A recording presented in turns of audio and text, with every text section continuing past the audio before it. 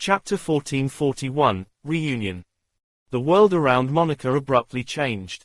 Natural sunlight resumed shining upon her while she adjusted herself to her new location, eventually realizing she had returned to the quadrant's sandy surface.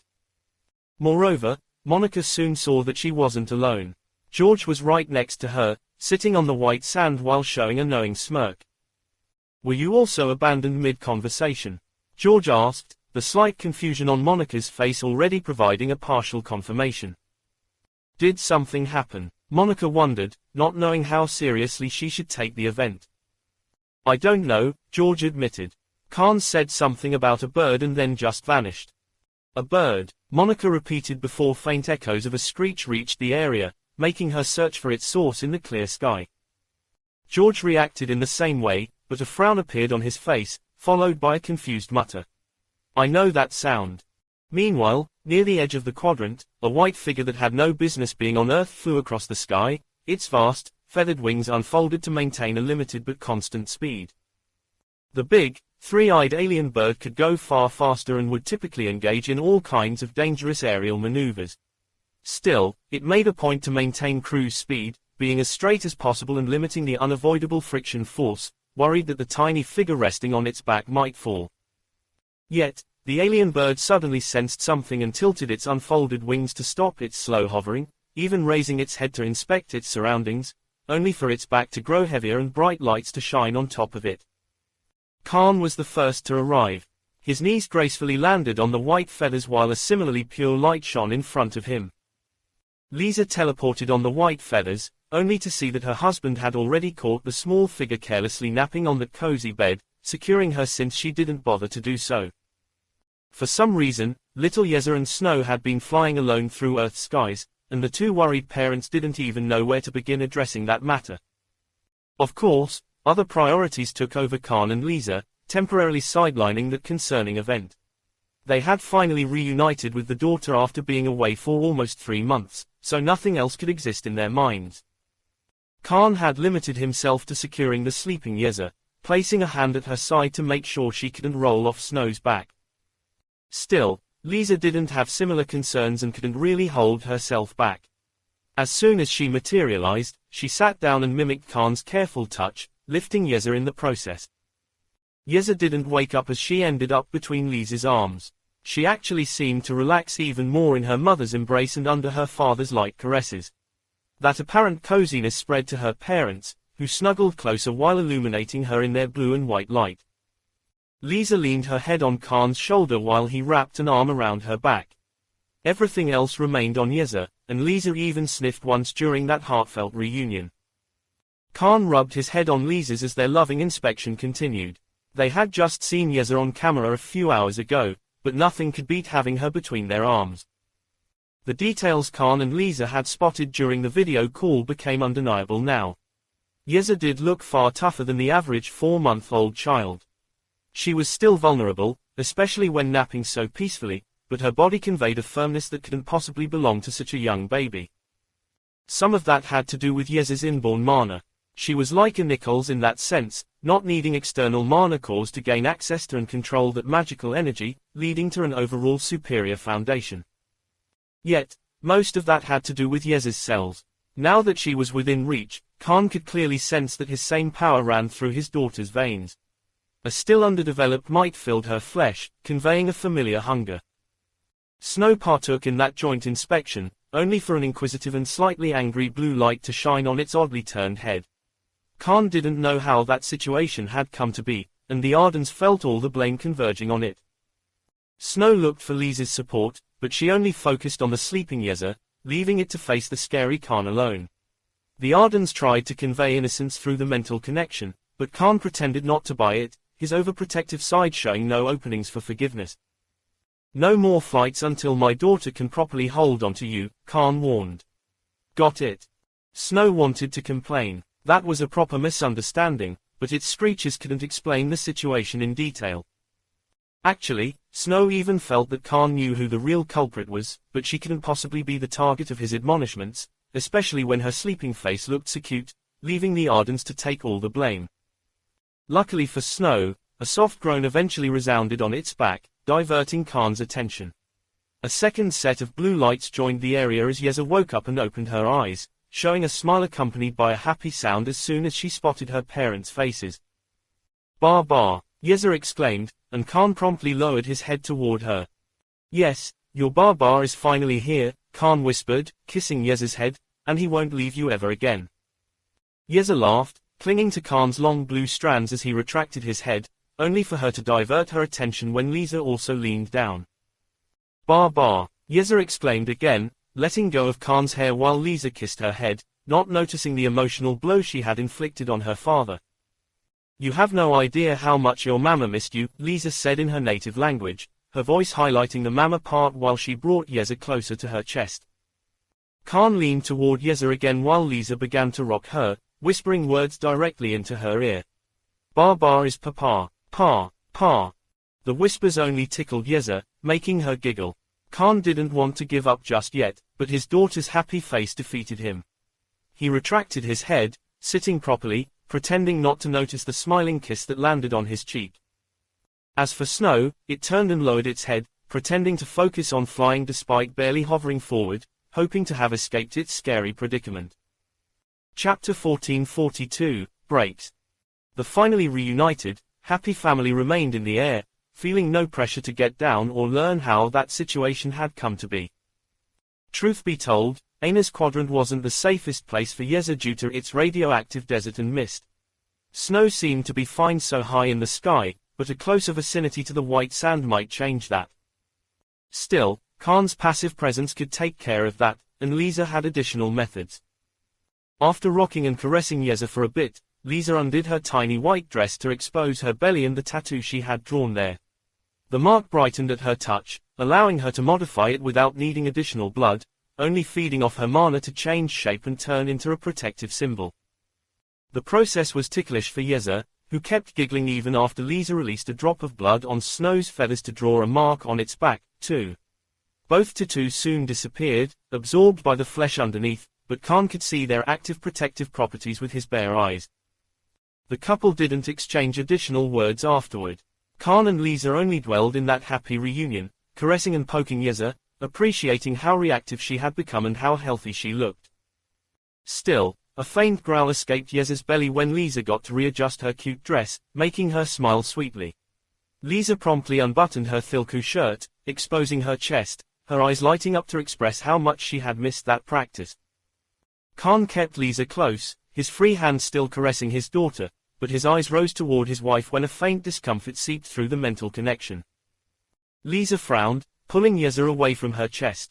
The baby started to cry, but Lisa temporarily ignored her to open her mouth gently. Khan tilted his head to peek at the scene, too, and he and Lisa quickly spotted the 3 tiny teeth behind Yeza's lips. It seemed her fast development had also affected that part. The couple ended up exchanging a look, unsure of what to think or how to react to Yeza's quick development. Still, the mood was too cozy and sweet for those worries, so Khan and Lisa eventually smiled at each other, snuggling closer while the latter resumed feeding Yeza. The loving vibe on top of the comfortable flight forced the married couple to face their exhaustion. Both Lisa and Khan had inhuman stamina, especially the latter, but neither had the chance to enjoy a proper break after everything they had gone through. Lisa hadn't fought, but she had gone through the evolution and taken care of Khan's state after the sudden teleport. She had also healed some of the city's survivors, not stopping for a single second. Meanwhile, Khan had absorbed a whole planet made of mana, inherited unfathomably profound knowledge, and fought a true Chaos King. He had rested for a bit and even enjoyed a banquet, but a yawn still escaped his mouth, marking his need for proper rest. Khan also wanted to take another dive into that strange experience on Zedekiel. He couldn't help but look forward to sleeping again, curious about what the lack of nightmares could bring. The yawn claimed Lisa's attention. Yeza kept eating while Lisa glanced at her husband, still smiling but inspecting far deeper trait. Khan didn't need to speak to express his thoughts. He closed his eyes and leaned his head on Lisa's forehead, absorbing every sensation that touched his perception. He felt Lisa, his hand was on Yeza, and he was sitting on Snow. Life couldn't get any better. As tired as Lisa was, Khan's actions had the opposite effect on her. The happiness seeping through the mental connection and having her daughter back in her arms filled her with intense emotions, which the Nichols only knew one way of dealing with. The couple had a lot to celebrate. Lord Envoy might have interrupted them earlier, but Lisa's mood hadn't changed. Khan opened his eyes only to find Lisa's lips on his, which made him forget about his tiredness. A kiss led to another, growing more passionate by the second. Lisa was busy holding Yeza, so Khan gently pushed her down, letting her use his left arm as a pillow. Of course, there was little the couple could do in that situation. After another passionate kiss, Lisa bit Khan's lower lip, slightly pulling it before letting him go. Yeza had finished eating in the meantime, and her full belly made her release a satisfied yawn, quickly putting her back to sleep. Khan could only watch as Lisa handed him the daughter, freeing her hands to close her shirt. Blue light never stopped shining on her chest, putting a teasing look on her face when she finished hiding it. Lisa held back a giggle at the obvious requests on Khan's face but feigned ignorance as she went to retrieve her daughter. Yet, Khan didn't let her go, his hand unmovable as he kept her safe on his chest. That childish revenge was only a tease. Lisa was about to scold Khan with her eyes when he pulled her closer with his arm under her head, almost squeezing her on his chest, too, embracing his whole family. Lisa rolled her eyes when she saw that her lower lip had ended between her teeth. She didn't want to accept defeat, but had already lost to that family love and the emotions seeping through the mental connection.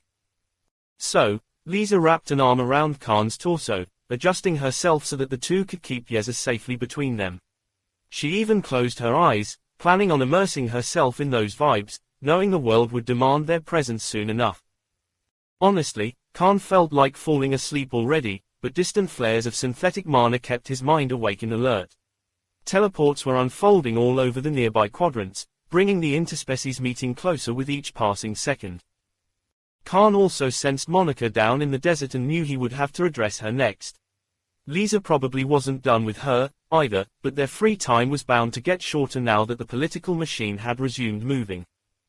Still, sharp fingernails tried to stab Khan's back as those thoughts became more predominant. Lisa had slipped her arm under his cape, and she didn't hesitate to claim his attention as he risked falling prey to his usual shortcomings. "Once we settle this," Lisa whispered in a sleepy tone, "I'll tell the whole universe that I need time to jump on you properly." That partial joke dispersed the more serious mood that was rising through Khan's mind. He relaxed, giving a silent order to Snow, making it change direction and slowly head for the desert below. Chapter 1443, Realization. Despite Snow taking its sweet time, the landing on the White Desert happened earlier than either Khan or Lisa would have desired. That feathered bed and family vibe had been too comfortable, making them unwilling to give them up so soon. Yet, Snow's talons eventually dug into the white sand, moving some of it while it folded its vast wings. Meanwhile, the couple on its back had already straightened themselves and gracefully descended the Ardens to land before two quite shocked figures. George and Monica had stood up when they saw that alien, white bird descending toward them, and its mere sight had already given birth to different but intense emotional reactions. George had heard that Snow was around, but actually seeing that alien bird inevitably brought back countless fond memories. A lifetime seemed to have passed, but there he was, watching Khan ride an Ardens as if 90s had happened just yesterday. Instead, Monica mostly focused on Snow's feathers. She obviously knew that Ardens was the reason why Khan painted his ships white, but inspecting it with her own eyes deepened her already profound realization. A big piece of Khan's heart had never left 90s, and it took reuniting with Lisa to make him whole again. The respective shock and realization deepened after Snow's landing. Khan and Lisa indeed descended onto the white sand, but they weren't alone. A small figure slept between his arms, claiming everyone's attention and emotional reactions. That small bundle of love was nothing short of perfect. The child had the Nichols features, but her hair was blue, the same blue of the man gently holding her in his arms. George had to suppress a pleased scoff at the scene. He had already seen something similar on videos, but direct inspection had a way of making events undeniably real. As someone who had seen the birth of that love story, George couldn't help but smile. Those two had really done it against all odds. The very universe had tried to enforce a separation, but their Khan and Lisa were, looking happier than ever while illuminating the daughter with the bright eyes. Recalling that the first clue about that interest had been the son of a forgettable woman's inability to stop smiling made George shake his head. He truly wanted to add far more, even crack a few jokes, but held back due to the friend at his side. A faint but genuine smile had broadened on Monica's face when she saw the sleeping child. Yeza obviously looked more similar to Lisa, but Monica couldn't help but spot traces of Khan in her. For all intents and purposes, Monica should resent that cute child. After all, Yeza embodied what Monica had been unable to give to Khan, her existence being undeniable proof of why their relationship didn't and could never work. Nevertheless, nothing negative managed to sour Monica's feelings. Some bitterness had tried to rise from her stomach, but that emotion instantly vanished as her inspection continued. Yeza was just too sweet and innocent to be the target of resentment, and Monica only felt acceptance when she saw the kind of face Khan wore while looking at her. That fatherly, protective, and unmistakably happy face had been Monica's goal for so long, and seeing it realized lifted a boulder that had weighed on her heart ever since the breakup. The cursed kid Monica had loved so deeply was no more. She could hardly recognize the man standing before her, but no sadness spread inside her. Monica only felt a sense of closure, glad it had ended in that happy way, even if she wasn't part of the picture. That beautiful dream was ultimately over, and Monica couldn't imagine a better finale. Something even told her she could finally move on, knowing in her heart that everything was how it was meant to be. "George," Khan called, only hesitating for a fraction of a second. "Monica. This is Yeza, our daughter." George immediately stepped forward, reaching Khan's side to look down at the child between his arms. The more he stared, the broader his smirk became, culminating in proud pats on Khan's shoulder. "All right, she is cute," George chuckled. "You two did a good job." The white light in the area eventually attracted George's gaze. He looked up at Lisa, finding her staring at him through an uncharacteristic beaming face that reminded him how they had yet to greet each other properly.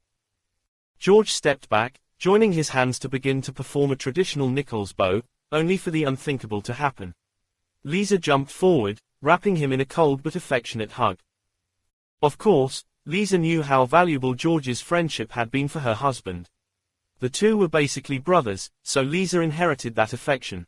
She had also known George since '90s, which had created a bond that time couldn't break. "Miss Lisa is truly hugging me," George gasped, being dramatic on purpose. "The universe is upside down." Lisa giggled, releasing George and stepping back to her husband's side. "You are lucky Heir found someone else to slap." "Oh, I did, too," George joked, diverting his gaze. "Though her slaps are of a different and far more painful nature." Khan was about to join the general laugh when Monica also stepped forward, making him suppress that reaction, watching as his ex-fiancée timidly approached his daughter. Words couldn't express how complicated that moment was. Still, Khan held his ground, while Monica only smiled. That confrontation was necessary due to the mutual affection from both sides. "She is beautiful," Monica eventually muttered, not lifting her gaze. "Thank you," Khan responded. "Do you want to hold her?" Lisa asked, and her question made Monica raise her eyes, only to point a knowing look at her.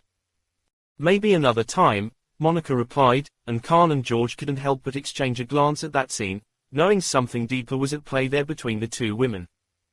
Luckily, Lisa didn't dwell on her pettiness. She reached for Yeza, gently taking her off Khan's arms, but kissing him right afterward.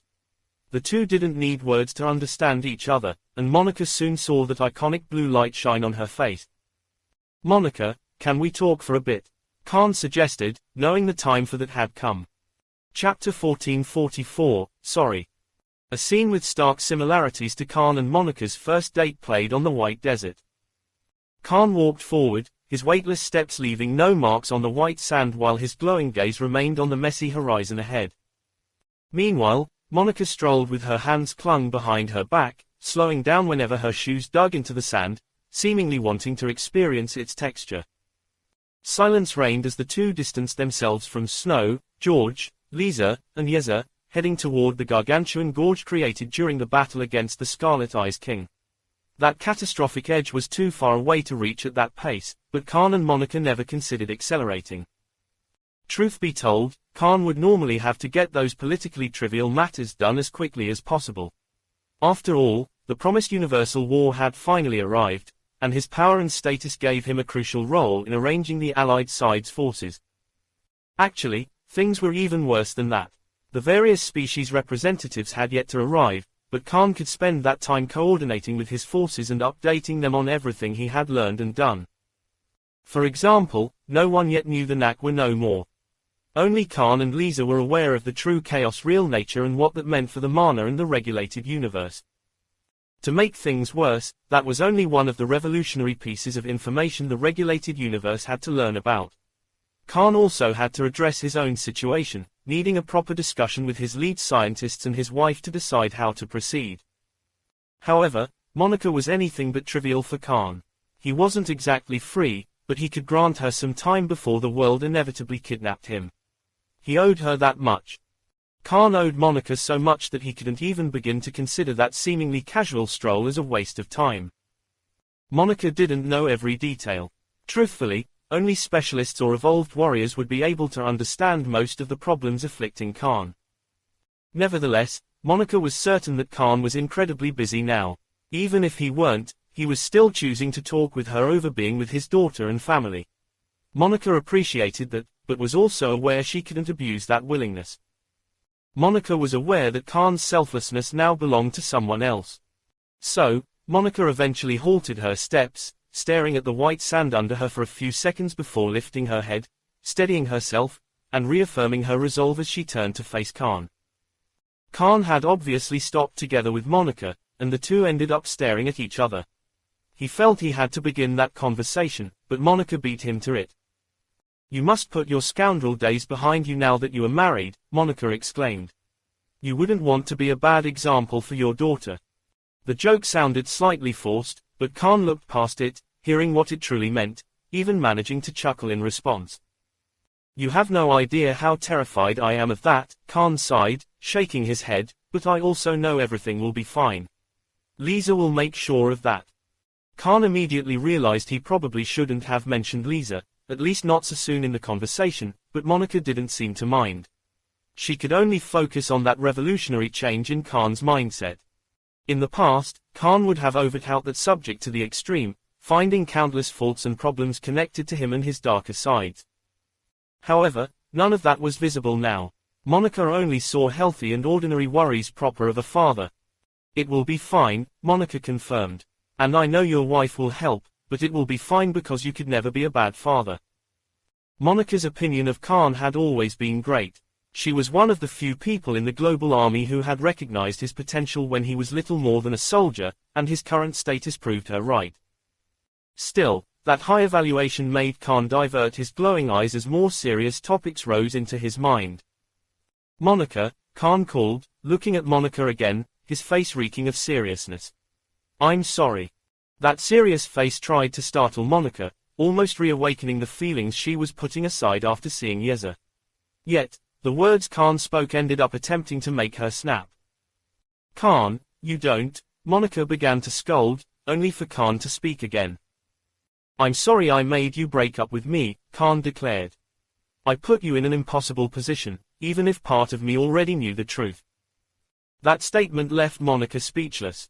Khan would have never come to similar realizations in the past, let alone actually voicing them. "I had gone too far for us to work," Khan continued, "but I didn't want to hurt you. I didn't realize what I thought was the right thing for you only hurt you more." That maturity surpassed Monica's wildest expectations, but the contents of Khan's statement gave birth to a worry she couldn't suppress. Luckily, he immediately addressed those fears. "But I don't regret dating you," Khan made sure to add. "I was happy. You made me happy. You made me wish I were just a normal human so that I could have been happy with you forever."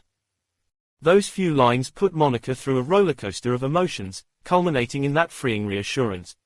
Tears even started to accumulate in her eyes. After all, she had almost forced that relationship on Khan, but it seemed he didn't see it that way. "Of course," Monica responded, clearing her throat to prevent her voice from cracking. "I am the best girlfriend in the world after all." Khan couldn't help but chuckle hearing that inside joke, and Monica mimicked him before adding something else. "But I guess I can forgive you," Monica said, pretending to be all haughty and mighty. I'll also definitely take pleasure in seeing your wife trying and failing to catch up with my sense of style. Something tells me keeping you two from killing each other will be harder than winning this war, Khan sighed. At least Jenna is settled now. Wait, what? Monica gasped. What happened to that witch? Right, Khan uttered, recalling that most of the universe still didn't know half of what had happened in the recent period. She found herself quite the loyal man, just like I heard you did. General Semmet and I aren't anything. Monica scoffed, raising her voice. I had dinner with him. Once, and just because I felt like dressing up. Khan obviously saw much more and didn't exactly like it. Still, he didn't know a lot and didn't have the right to say anything, either. He was only aware of how Monica was and how much he cared about her. Look, Khan said, scratching his head. You know I'd burn planets for you. I've also been itching to threaten the guy, so say the word and I'll see it done. Chapter 1445, Goodbye. The conversation went better than either Khan or Monica could have predicted, but also worse. Despite the general friendliness, the talk remained superficial, inevitably affected by the awkwardness caused by the many things that had changed since the breakup. That couldn't have been more normal. Going from almost getting married to friends would be hard and awkward on anyone, and eccentric people like Khan and Monica were no exception. Barriers had naturally formed, and only time could lower them as the two created a new version of their relationship. Yet, both sides also noticed something undeniable that they did their best not to talk about. At some point, Monica had decided to sit on the white sand, while Khan had remained on his feet at her side. They were next to each other, staring at the horizon together, but they couldn't have felt more distant. Khan and Monica's states featured such an immense gap that mere words wouldn't suffice to describe it. Their very beings existed on different levels, which the way they perceived the world highlighted. Monica was a human and a fourth-level warrior. Her emotional spectrum had broadened during her years with Khan, but her perception had never delved into deeper fields. The desert was just a desert for Monica. The warm sand was slightly uncomfortable, the sunlight was hot, and the distant gorge was too immense for her to fathom or conceive. She couldn't even study it in its entirety, let alone acknowledge that one person had been able to create it. Meanwhile, the world in Khan's eyes was multicolored and bright. The symphony shone in all its diversity in his vision, almost breathing, conveying its countless natural inclinations. Khan also sensed a connection with that energy. He only had to think about it, and the world would move. He only had to will it to become its master and sole ruler, and Monica sadly fell into the same category. That gap wasn't new, but Khan's experiences in the Naxx homeworld had deepened and broadened it. He now knew and understood too much to connect with the limited human perception and mindset. That fundamentally different approach was impossible to describe to someone who didn't experience life in the same way. Actually, Khan had never considered explaining it, either. After all, he didn't need to, since Lisa didn't need that.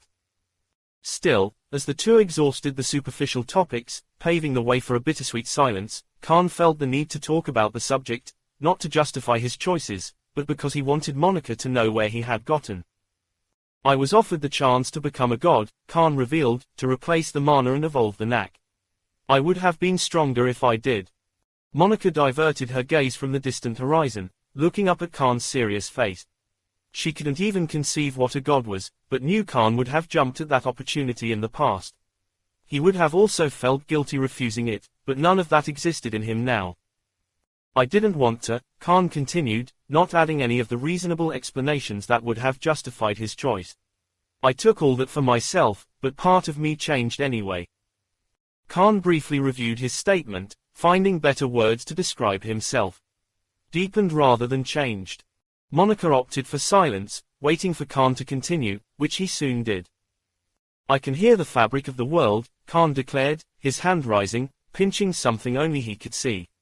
I can alter life. I can probably try to create it, too, and that still might not be enough to defeat the Scarlet Eyes. Khan lowered his gaze at that point, pointing a stupid smile at Monica before finishing his point. So, well, if we end up losing this war, you can blame it on me. Monica saw right through what Khan had tried to make sound like a joke.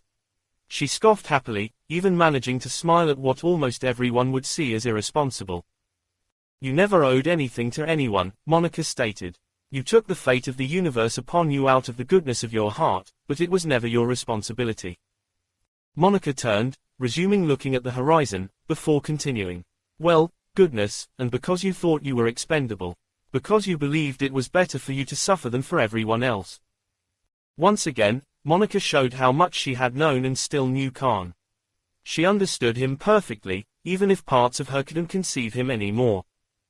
I'm glad your wife slapped that idiocy out of your idiotic brain, Monica announced, and I know you'll still save us all. That part of you will never change. Blue light enveloped Monica, shining all over her, only to move in the distance, following her gaze. Just like I know you'll still lead us all, Monica added. I now realize humankind was too small for you. Your throne is too big to stand over a single force or species. I've gotten quite careless and childish, Khan laughed, dismissing that praise. There's very little of inspiring left in me, and I'm not sure I care about leading anyone anymore. Yes, you do, Monica immediately denied. You won't be able to reject anyone. You'll take everyone under your wing and lead us to a better, grander future. It sounds like you think I'll become the emperor of the universe or something, Khan joked. I know many people who wouldn't like that. Do you care? Monica asked. Not at all, Khan admitted. Good, Monica responded. She was about to add something, but eventually decided against it, letting the conversation die. Khan didn't leave at that reply. Much had changed behind him and in the quadrant as a whole. He sensed it clearly. He probably had to get back minutes ago, but his feet didn't move.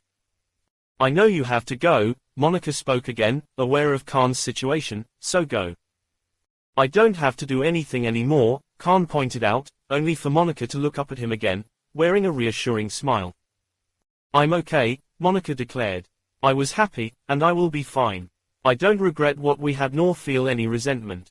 I just need time now that I can finally move on. Khan met Monica's eyes, thinking of countless meaningful lines he could use as a proper goodbye. He also meant each one of them, but his lips remained sealed. Monica knew everything already, and Khan couldn't say anything to fix that. Speaking would only hurt her more, so he just disappeared. The sudden disappearance didn't startle Monica. She studied the spot where Khan had once been before refocusing on the horizon, smiling bitterly to herself. Monica knew she would finally start to get better, but wanted to suffer a bit longer. After all, she knew exactly what she had done and why she had struggled to let go.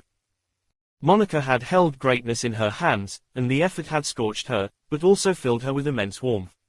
Now, she wished to linger in that comfortable pain one last time, knowing it would be gone once she stood up. Chapter 1446, Unfair. Reorganizing troops in the face of a universal threat was no easy endeavor, and the same went for arranging a meeting among existences that defied reason. Luckily for Rodney, he was a new general with relatively limited power. His force only accounted for the few criminals he had managed to gather and arm on the spot, and many had also died when the experimental fuel ultimately lost to the true chaos. Moreover, Rodney wasn't the only general on the scene. His feats during the battle had been exemplary, but the news had yet to spread, so his peers and superiors took care of the more time-consuming matters, freeing him earlier than expected. Of course, a person in Rodney's position was never truly free. His many machinations, both political and not, could keep him busy for years. Even if the interspecies meeting had yet to happen, he could prepare for countless situations, but something else ended up claiming his thoughts. The alien lover's return was bound to shake the very foundation of basically everything, but Rodney could only think of what that meant for someone specific. That was why Rodney headed back into the desert after donning a new military uniform, but the scene in the distance forced him to halt his steps. Somehow, an actual Ardens had appeared on Earth. That spot in the desert had also become crowded, featuring way too many dark blue people that Rodney would rather not face. Also, the person Rodney was looking for wasn't there, and he could guess where she was. Actually, finding her didn't take long. He just had to look further into the desert to find her talking with the probably most recognizable man in the universe. Now, Rodney knew that would have happened. He also understood how necessary that reunion was. Miss Solidary needed that talk to get some closure. Nevertheless, Rodney also knew Miss Solidary would get hurt in the process. It was unavoidable, really, and she would take everything upon herself again to avoid being a hindrance when bigger problems were at play. That was the kind of admirable woman Miss Solidary was. Still, Rodney didn't like that. He didn't like it one bit. Matters of love were complicated and often unfair, but Rodney couldn't help but despise how that specific situation would end. Miss Solidary simply deserved better. However, Rodney also realized he was quite powerless there. He wasn't close enough, or at all, to Miss Solidary to improve her mood. If anything, he was still classified as a strange situation that Miss Solidary had yet to decide how to handle. It didn't help that Rodney wasn't exactly good with what the alien lover seemed to excel at. He was crafty, his true thoughts and emotions shrouded under layers upon layers of lies, ploys, and pretenses. Rodney was even rather inexpressive due to his extensive training in his unique element. Still, he never blamed nor hid behind it. That was his character, and he played it to perfection. Yet, despite knowing Rodney couldn't do any good there, he didn't turn back. That pointless and irrational hesitation was unusual for someone like him, but his feet still didn't move. It was strange, really. Rodney had never lacked women, but Miss Solidary managed to stir something he didn't think possible. Rodney was the most surprised of them all, too. He obviously believed he recognized Miss Solidary's value better than anyone else in the universe, but that single dinner with her had left him speechless. It was even hard to pinpoint what actually caused that. Miss Solidary's grace and elegance were indeed unmatched, but plenty of women could come close. The same went for sheer beauty, manners, and political prowess, but no one seemed to have all that simultaneously and with such mastery. Recalling the few times Rodney managed to make Miss Solidary chuckle deepened whatever that was, but there was something else.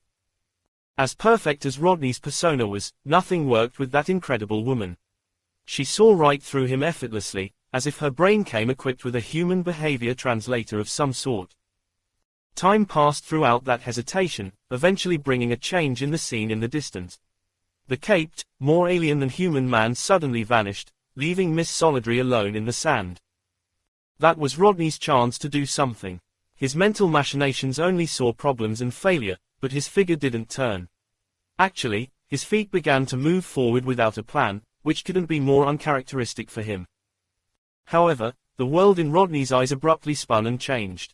His lungs failed to draw any air, and an almost unbearable pressure fell on his body, attempting to make him faint. Luckily, that strange, sudden event was short-lived. Everything returned to normal soon enough, allowing Rodney to inspect his surroundings, only to see nothing but clear skies in every direction.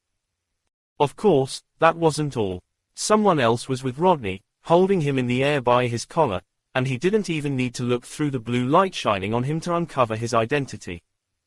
Truth be told, that was rather predictable. Rodney had expected something like that to happen once he and the alien lover ended up in the same room, or planet. Rodney had even prepared for the event, devising all kinds of witty responses and sharp lines that would stab that emotional leader right where it hurt the most. Those obviously were last resorts. Rodney's main strategy was to stick to politics, knowing Prince Khan wouldn't kill him for no reason as long as he remained useful. Still, Rodney only managed to play the first part of that strategy to perfection. He was before a superior entity, someone who could very well be humankind's next evolutionary step or doom, but he showed no fear. The problems started when Rodney opened his mouth since he couldn't help but stray away from all his plans, saying something irrational. "Did you hurt her again?" Rodney asked, surprising himself, but also keeping his stance as firm as possible to avoid showing any weakness in the face of what he knew was basically a god, or a monstrous calamity. Chapter 1447, Original Sin. It was stupid, really, and so uncharacteristic for Rodney to discuss such trivial topics in a situation that had far worse problems on so many levels. Personal feelings and interests had to be discarded in the face of a universal war. The enemy was real and had already invaded the Allied front's domains. Mere relationships and love talk had to take the backseats to allow cooler minds to discuss battle arrangements and more. Rodney was also in the sky, and his brief inspection had been unable to tell him how high he was. He could sort of fly, or hover, but getting back to the surface from such altitudes required plans nonetheless. Ultimately, a monster Rodney couldn't hope to oppose was holding him, looking right through him, leaving him naked and powerless, exposed and trapped in that unbreakable grip. If Rodney didn't know any better, he would have already deployed his miracles to try to escape the situation. Yet, As much as he believed that Prince Khan wouldn't kill him outright, that option still existed, making the danger very real. Therefore, talking about Miss Solidary and scolding the monstrous entity in the process truly was the worst possible move Rodney could have made. Still, he didn't go back on it, matching the alien light shining on his face. For all the big words, insults, and lies, Rodney understood Prince Khan's strength, which couldn't be more evident in that confrontation. Prince Khan was no man. He wasn't even an evolved warrior. That title was too weak for someone at that level. Truthfully, any human classification had become too narrow and outdated for that monster years ago. Now, that creature stood before Rodney in all his might, stronger than he could ever be, stronger than he had ever been. Prince Khan was a superior entity through and through, and Rodney couldn't help but feel some envy. Of course, Rodney wouldn't feel envious about something as superficial as sheer might, not toward Prince Khan. That emotional leader had shed blood and struggled more than anyone else. His tale was nothing short of heroic, especially when considering how stacked against him the odds were. Instead, the envy came from something far more profound. Despite all the alien traits and mindset, Rodney knew Prince Khan was the better man. He had always been. Where Rodney had panicked, Prince Khan had excelled. Where Rodney had fallen prey to the worst traits of his character, Prince Khan had endured, using that pain and pressure to grow as a man, a partner, and a leader. Rodney could blame all that on the different starting points and lives, but only a delusional man would use traumas and suffering as justifications. The truth was undeniable. Prince Khan was better, embodying what Rodney could never become. That conclusion had been evident since Milia 222's tragedy. There, Rodney had chosen to forge his own path, bending darkness and crime to his will to reach similar heights. He had even succeeded to some extent, but the current situation seemed to refute that.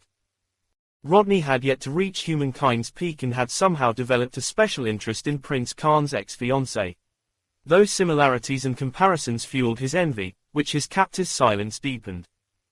The god, monster, alien lover, or whatever didn't reply. Prince Khan just looked at Rodney, seemingly looking directly at his deepest and darkest thoughts while playing with him as if he were nothing more than an ant. To make things worse, Rodney realized he was an ant for Prince Khan. All his achievements meant nothing in the face of that unreasonable, overwhelming strength. He was even inconsequential to the universe, while that monster was supposed to be its savior. Needless to say, that storm of emotions culminated in anger that Rodney couldn't find the reason or will to suppress. After all, no one could see him up there, and that could very well be his last moment. There was no point in holding anything back. "If you plan to kill me," Rodney announced, "just kill me."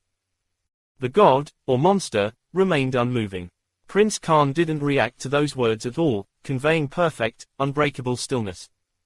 "You won't see me beg, alien lover," Rodney snorted, "and I won't have my time wasted."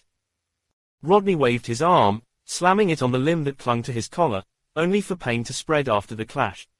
He felt as if he had hit the toughest material in the world, and all his physical strength had been unable to put a single dent into it. Of course, Rodney didn't show any pain or surprise. His face only grew more defiant as mana gathered inside him, ready to fuel his next move. Yet, that mana failed to gather and dispersed on its own. It turned out that when a god wanted you to stay still, you could only stay still. Rodney could understand imprisonment, but that wasn't it. He knew Prince Khan probably was trying to prove a point or instill permanent fear in him, which had to have something to do with Miss Solidary, but he wouldn't stand for that. "What gives you any right to treat me like this?" Rodney uttered, resorting to words since they were the only means of communication the god, or monster, was allowing. As much as Rodney played the bad guy, he had been nothing short of valuable. Sure, he had taken a few rewards for himself, but all that was in service of humankind. Serving the global army couldn't be a sin, just like pursuing a free woman wasn't. Even the political bargains had been quite fair, especially since Rodney didn't abuse them. The sole possible reason he had ended up in that situation dated back to the time on a cold, dark planet. "I made one mistake," Rodney shouted. "One. I spent all my years after that paying for it, and you know I did. The global army wouldn't have had it differently to earn your favor." After 90s, it had taken Rodney years of shady jobs and ploys to restore his reputation and regain access to his home world. Yet, that original sin still played a role in his life. It was one of the reasons why his troops only had improvised criminals. "How much longer do I have to pay for it?" Rodney asked. "For how long do I have to continue making up for it?" Chapter 1448, Last Thing. Khan wouldn't exactly call the life Rodney had led as making up for what had happened on Nighties. After all, Rodney had mostly worked on restoring his reputation and serving humankind's best interests. Still, Khan didn't disregard the challenges, either. As a fellow struggler, Khan could imagine what Rodney had gone through to get where he was. Sure, their starting points had been different, and Khan didn't forget how Rodney's fall had happened because of his actions. Rodney had lost what Khan never had due to his own mistakes, but that didn't make his rise to power any less praiseworthy. He had started later than Khan, and their paths and goals featured irreconcilable differences, but he had still done it to some extent. In a way, Khan could also spot vague similarities in those journeys. Rodney's goals had been more humankind-related, but he did step up when the situation demanded it. He had done so during Milia 222's crisis and seemed to have done the same during the previous battle. Actually, George's tale had been quite shocking. Khan struggled to believe it. Also, it was hard to feel grateful due to how much of an annoying jerk Rodney was, but the truth turned out to be far simpler. Rodney always had a talent for getting on Khan's nerves and pushing his buttons, but that wasn't really possible anymore. Khan was fine. He had completed his journey, becoming happy. Rodney had no vulnerabilities or leverage to exploit against him. That allowed Khan to give a proper look at Rodney for the first time in a decade, and his piercing, now unbiased inspection led to the most normal conclusion in the world. Rodney had matured in his exile. He was still an arsehole, but had also changed for the better. As for whether that was enough, Khan didn't know. It wasn't up to him to decide anyway. "I know I fucked up." Rodney couldn't help but continue his shouting before Khan's silence. "Don't you think I wish I could take everything back? Don't you think I dreamed of being like the almighty Prince Khan, always making the right decision no matter the crisis?" That resentful, shameful shout was unbecoming, but Rodney couldn't help but come clean. He had nothing else to give anyway. As for Khan, it annoyed him, but he understood Rodney. He also knew how wrong Rodney was, but realized why he would think that. Khan never came close to believing he had always made the right choices. He honestly saw countless mistakes in his life, but his fame had set an impossible standard. Khan's current power and situation were bound to have worsened that image. Despite everything he had done, he would still be acclaimed by many as the universe's best shot at winning the war. Khan even seemed to be in the perfect relationship, idealizing that side of his life, inevitably earning envy for anyone struggling with it. Of course, Khan had never wanted for such unreasonable standards to exist, let alone having people trying to match them. Yet, the similarities in lives made Rodney draw that comparison, finding himself undeniably lesser. Still, that whole predicament wasn't about Rodney's self-esteem. Honestly, Khan had never cared about such trivial matters and was way beyond them now. Everything there was about Monica and putting Rodney in his place. Yet, Khan just couldn't see any threat. Whatever potential problem Rodney had been in the past, he wasn't that man anymore. So, Khan's lips eventually parted, finally joining that one-sided conversation, only to release a whisper that echoed through Rodney's very being.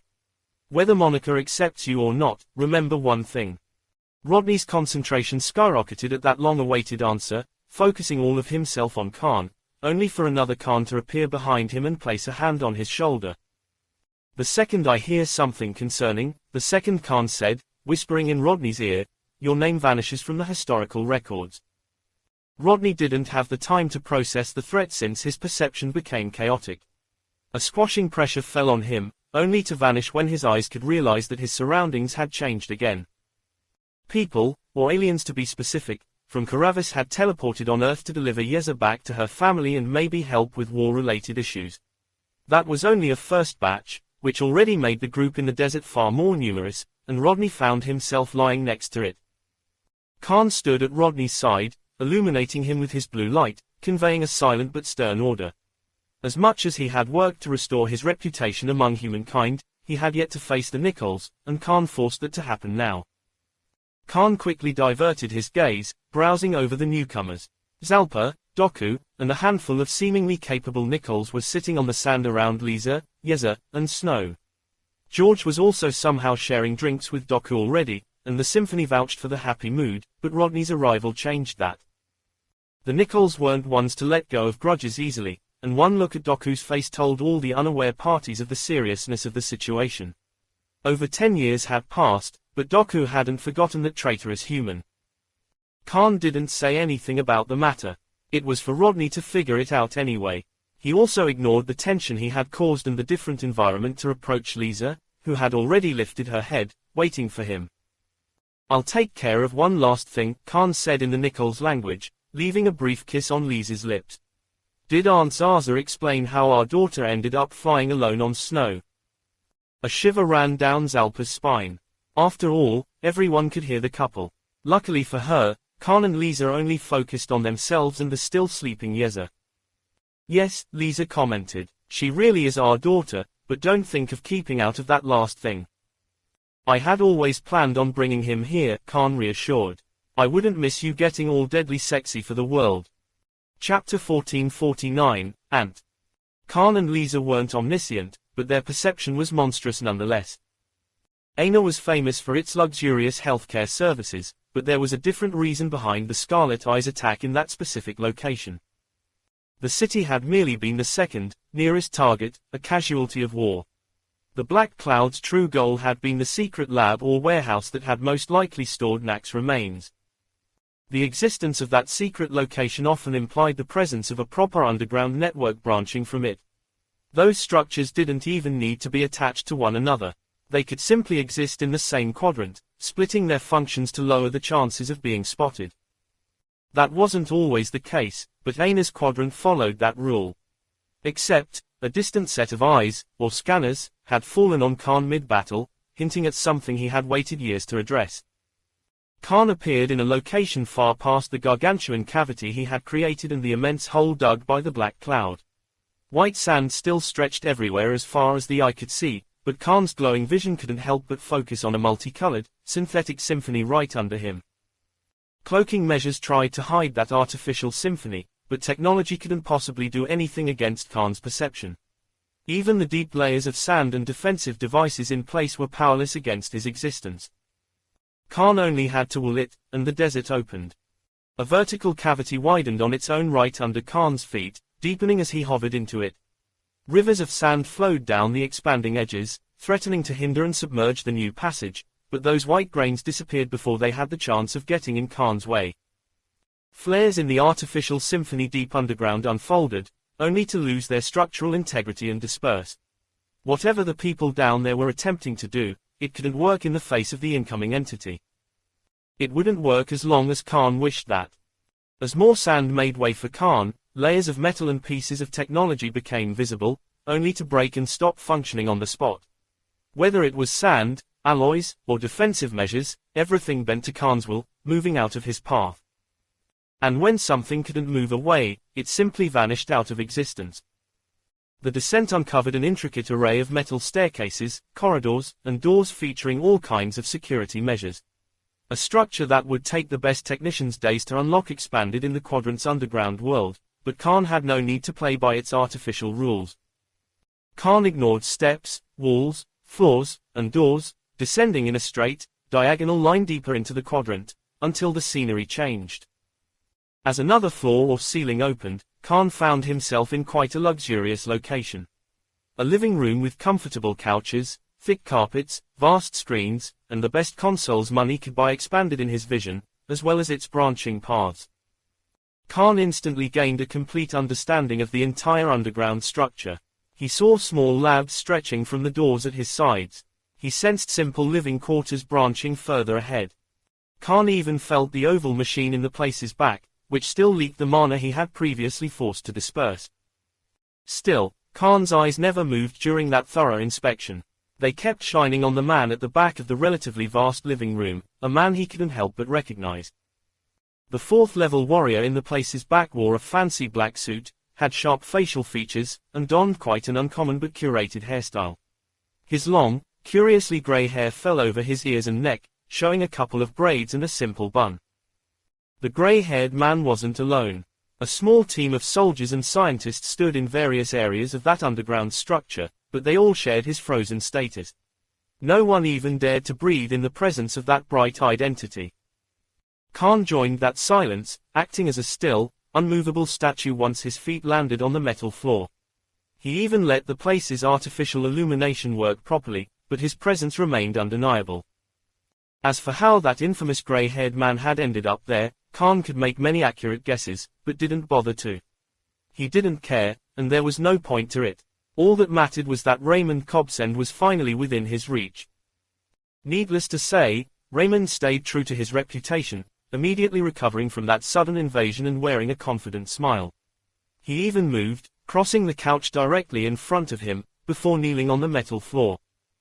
That gesture snapped the other soldiers and scientists out of their stupor. Everyone came out in the open, gathering in that vast living room, to kneel to Khan. They also lowered their heads in respect, fear, and surrender, but Raymond didn't follow suit. "My prince," Raymond called, his apparent confidence spreading to his tone. "It is good that we are finally reunited, now that we are on the same side." Raymond's words barely entered Khan's ears. The pleasantries that man voiced had no value anyway. Instead, Khan focused on something inside Raymond, spotting a trace of foreign mana that stirred into action under his inspection. A trace of pain tried to twist Raymond's expression as a blue light began to shine behind the grey strands hiding his neck. Still, he promptly smiled, moving his hair away to show the Nichols symbol under his chin, the same mark Khan had once worn. "I willingly accepted our Nichols allies' restrictions," Raymond explained. "I also decided not to remove them. I hoped this could have been a good step toward gaining your trust, my prince." As foul as that alliance felt, Khan couldn't help but experience nothing at all, or rather, he didn't sense any of the irrational, violent anger he had expected to invade him at that reunion. Monica was an exception. George and a few others were, too, but Lisa's words finally rang true in Khan's mind. The man Khan had considered to be the greatest thorn in his side was nothing more than a mortal, a brittle ant that could breathe only because he allowed it. Chapter 1450, Slave. Of course, a person's value didn't only come from battle prowess. Khan wasn't under any delusion of grandeur. Raymond's scientific proclivity was something Khan would never come close to in his entire life. Even inheriting crumbles of the white azure sphere's godlike knowledge couldn't close that gap. For all intents and purposes, Raymond was a genius, and a crafty one at that. His intellect and innovations when it came to mutations were so unmatched that Garrett himself had to suggest his involvement. The still incomplete pieces of information Khan had gathered from George even confirmed that point. Despite the Nichols restrictions, the lack of direct involvement, and the different priorities, Raymond had devised a fuel that could survive the true chaos weaker versions. That invention was priceless for the regulated universe. The mutagen could make warriors fight head-to-head with the Scarlet Eyes, but many species in the Allied front had technology as their foundation and backbone. Regaining access to the multitude of tools of war developed throughout centuries and millennia of experiments with the mana would significantly increase the regulated universe's odds in that war. Obviously, mere technology would be powerless against the Scarlet Eyes kings, god, and warriors in their unleashed state, but it remained something. It was an edge the regulated universe could rely upon to achieve minor victories or lower the inevitably immense number of casualties, at least. So, Khan didn't doubt his inferiority to Raymond in many fields. He also knew Raymond was an exceptional asset. He was a necessary evil in the war to come. His genius had made Khan decide to keep him alive, which was an incredible achievement on its own. Yet, as always, Lisa was right. The smartest ant couldn't do anything against a raging lightning storm. It could only hide in the sand, hoping that the natural catastrophe would forget about its existence. Still, Khan didn't forget about Raymond. He couldn't after everything that had happened. His daughter also carried his monstrous genes, so he couldn't let that threat stay unchecked. Moreover, value didn't imply innocence. Even if Khan now stood far above what Raymond could hope to effect, the latter remained guilty of much and needed to be punished accordingly. Khan ignored the kneeling troops at his sides, calmly advancing through the living hall. His silent stance and fixed eyes intensified the surrounding tension, even doing something as surprising as birthing a tinge of it inside Raymond. That faint, tiny, and natural event couldn't have been more meaningful. It clearly showed how much the tables had turned and how far Khan had gotten.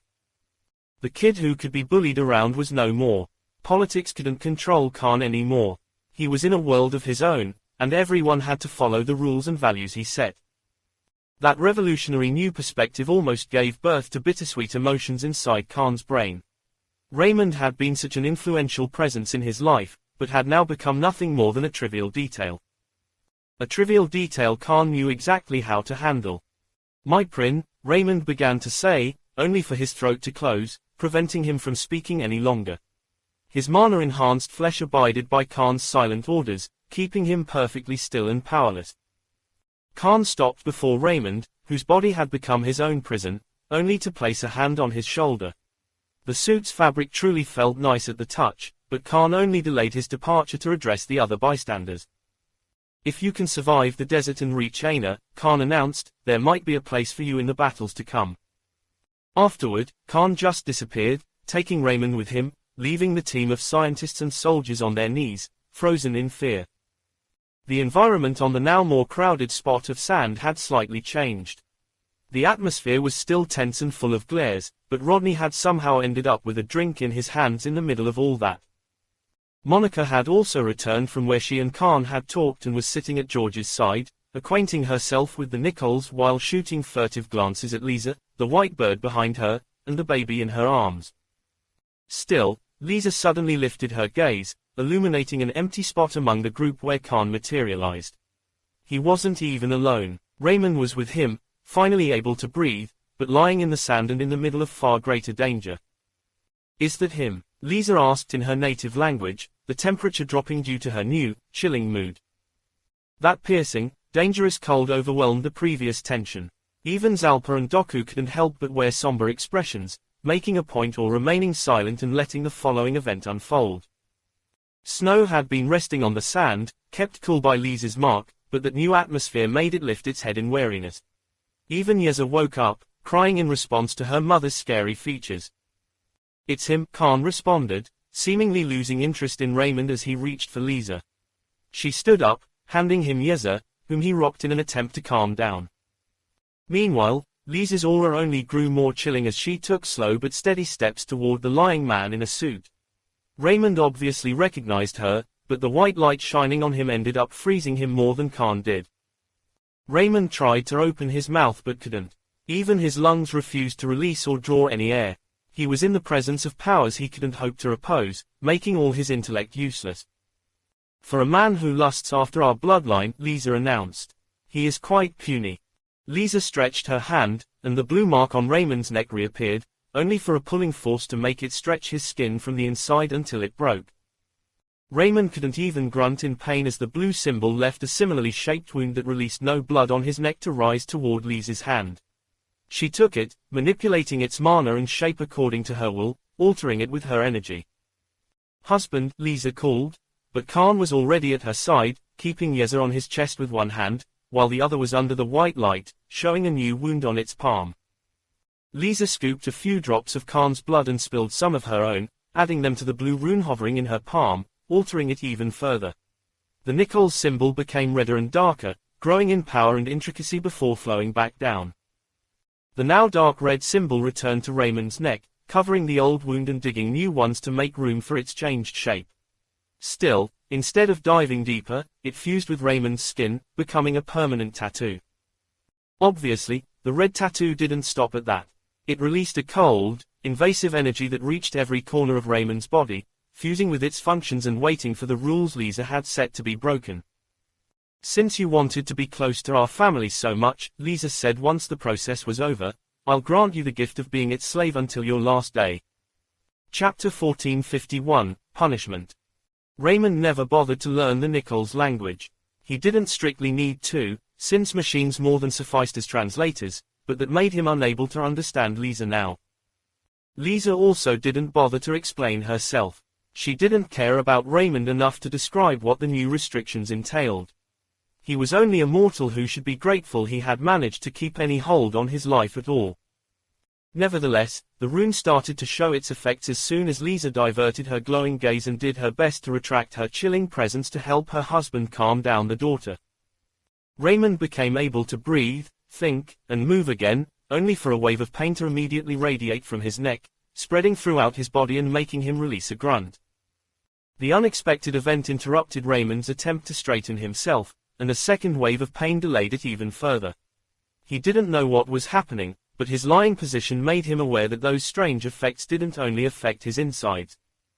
The sitting audience followed something with the gazes, making Raymond take a look at himself. His suit, shoes, and long hair covered most of him, but the few chunks of exposed skin revealed something concerning. Blood vessels had bulged all over Raymond's neck, hands, and probably face, stirring as if worms wriggled inside them. Their inflated state added intricate red marks to Raymond's body, acting as hideous tattoos that he could easily guess converged on his new symbol. Still, the trigger remained unclear. The blood vessels seemed on the verge of relaxing and deflating when a third wave of pain spread through Raymond, lifting that intricate network of red marks again. Sadly for Raymond, that was only the beginning. He tried to open his mouth, wanting to question the prince and princess about his condition, but a fourth wave of pain interrupted him. A fifth immediately followed, and more arrived, keeping him stuck to the sandy ground. It reached the point when Raymond's decorum and pride gave in. As the pain intensified, proper cries began to escape his parted lips. He initially tried to suppress them, wanting to act confident, but the attempt quickly failed as the rune kept activating. The process fell under the definition of torture, but no one in the audience had a weak stomach. Khan couldn't even feel any pity.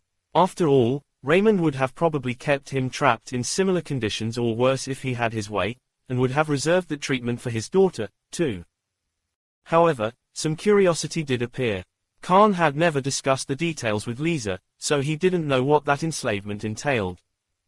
The mark reacts to his intentions, Lisa explained when blue light shone on her while she joined Khan in caressing their crying daughter. He thinks about hurting us, it flares. He wishes to get rid of it, it flares. Yeza played hard to get, crying even as both Khan and Lisa tried to calm her down. Still, her sobs slowed down as her mother kept caressing her short blue hair. He resents us, it flares, Lisa continued, leaving a quick kiss on Yeza's head. He somehow devises a plan, it cripples him. He tries to kill himself, it takes away his free will.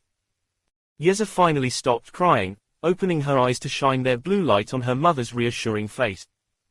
Even if someone takes his life for him, Lisa added, he'll keep living as a suffering shade, unable to retain release until I decide it's time for his natural death. All things considered, Lisa had been merciful. She could have avoided setting an expiration date, forcing Raymond to continue living as a shadow of himself even after his natural death arrived. Of course, Raymond would probably never see it like that. He was a free thinker, pursuing his ideas no matter who he hurt in the process. Now, he wouldn't even be able to devise plans that could hurt Khan's family without suffering, limiting his crazy genius. That was nothing short of a forced reconditioning of Raymond's psyche from which he had no escape. He would have to adapt to those new rules or suffer eternally. He would have to change, whether he wanted it or not. You won't be able to pursue any thought that might hurt us, Khan summarized. Consider it mercy. Like this, you can still be around to watch and participate as humankind strives toward its next evolutionary step. Raymond was a smart man. He had already begun to understand the nature of his new condition, even testing how the rune reacted to some of his thoughts.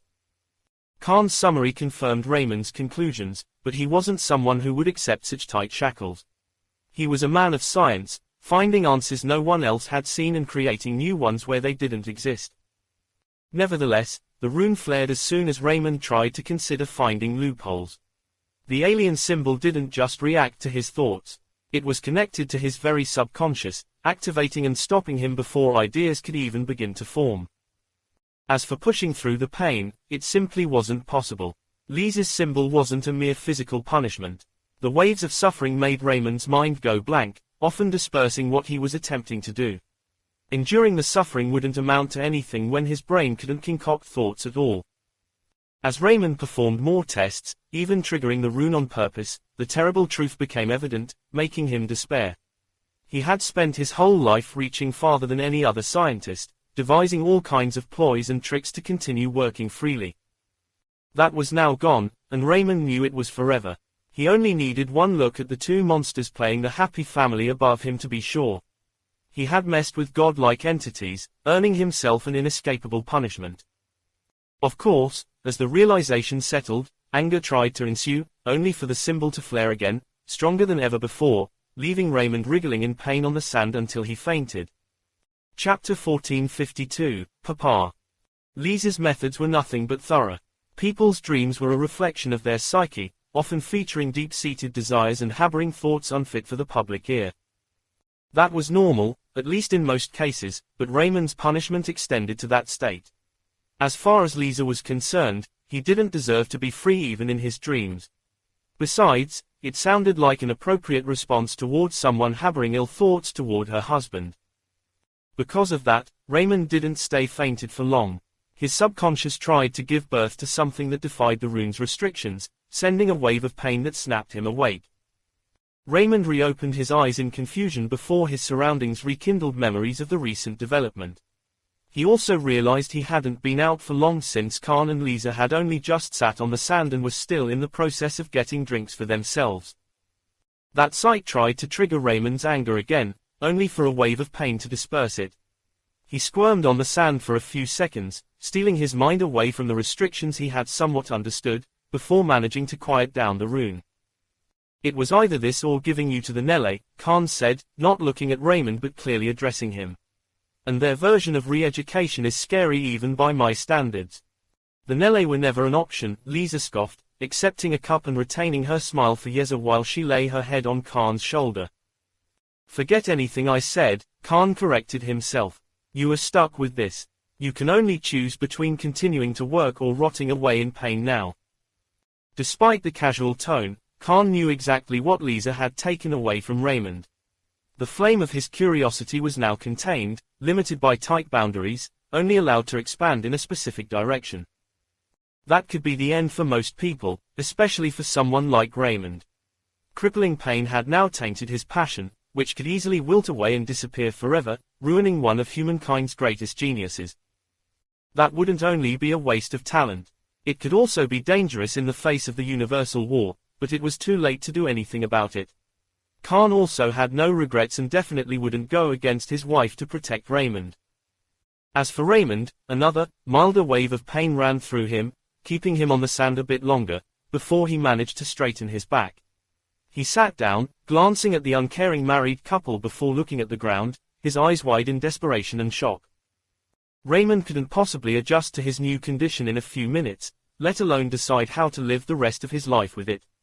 He was stuck, starting to fear the very thoughts he might have while he pondered the matter.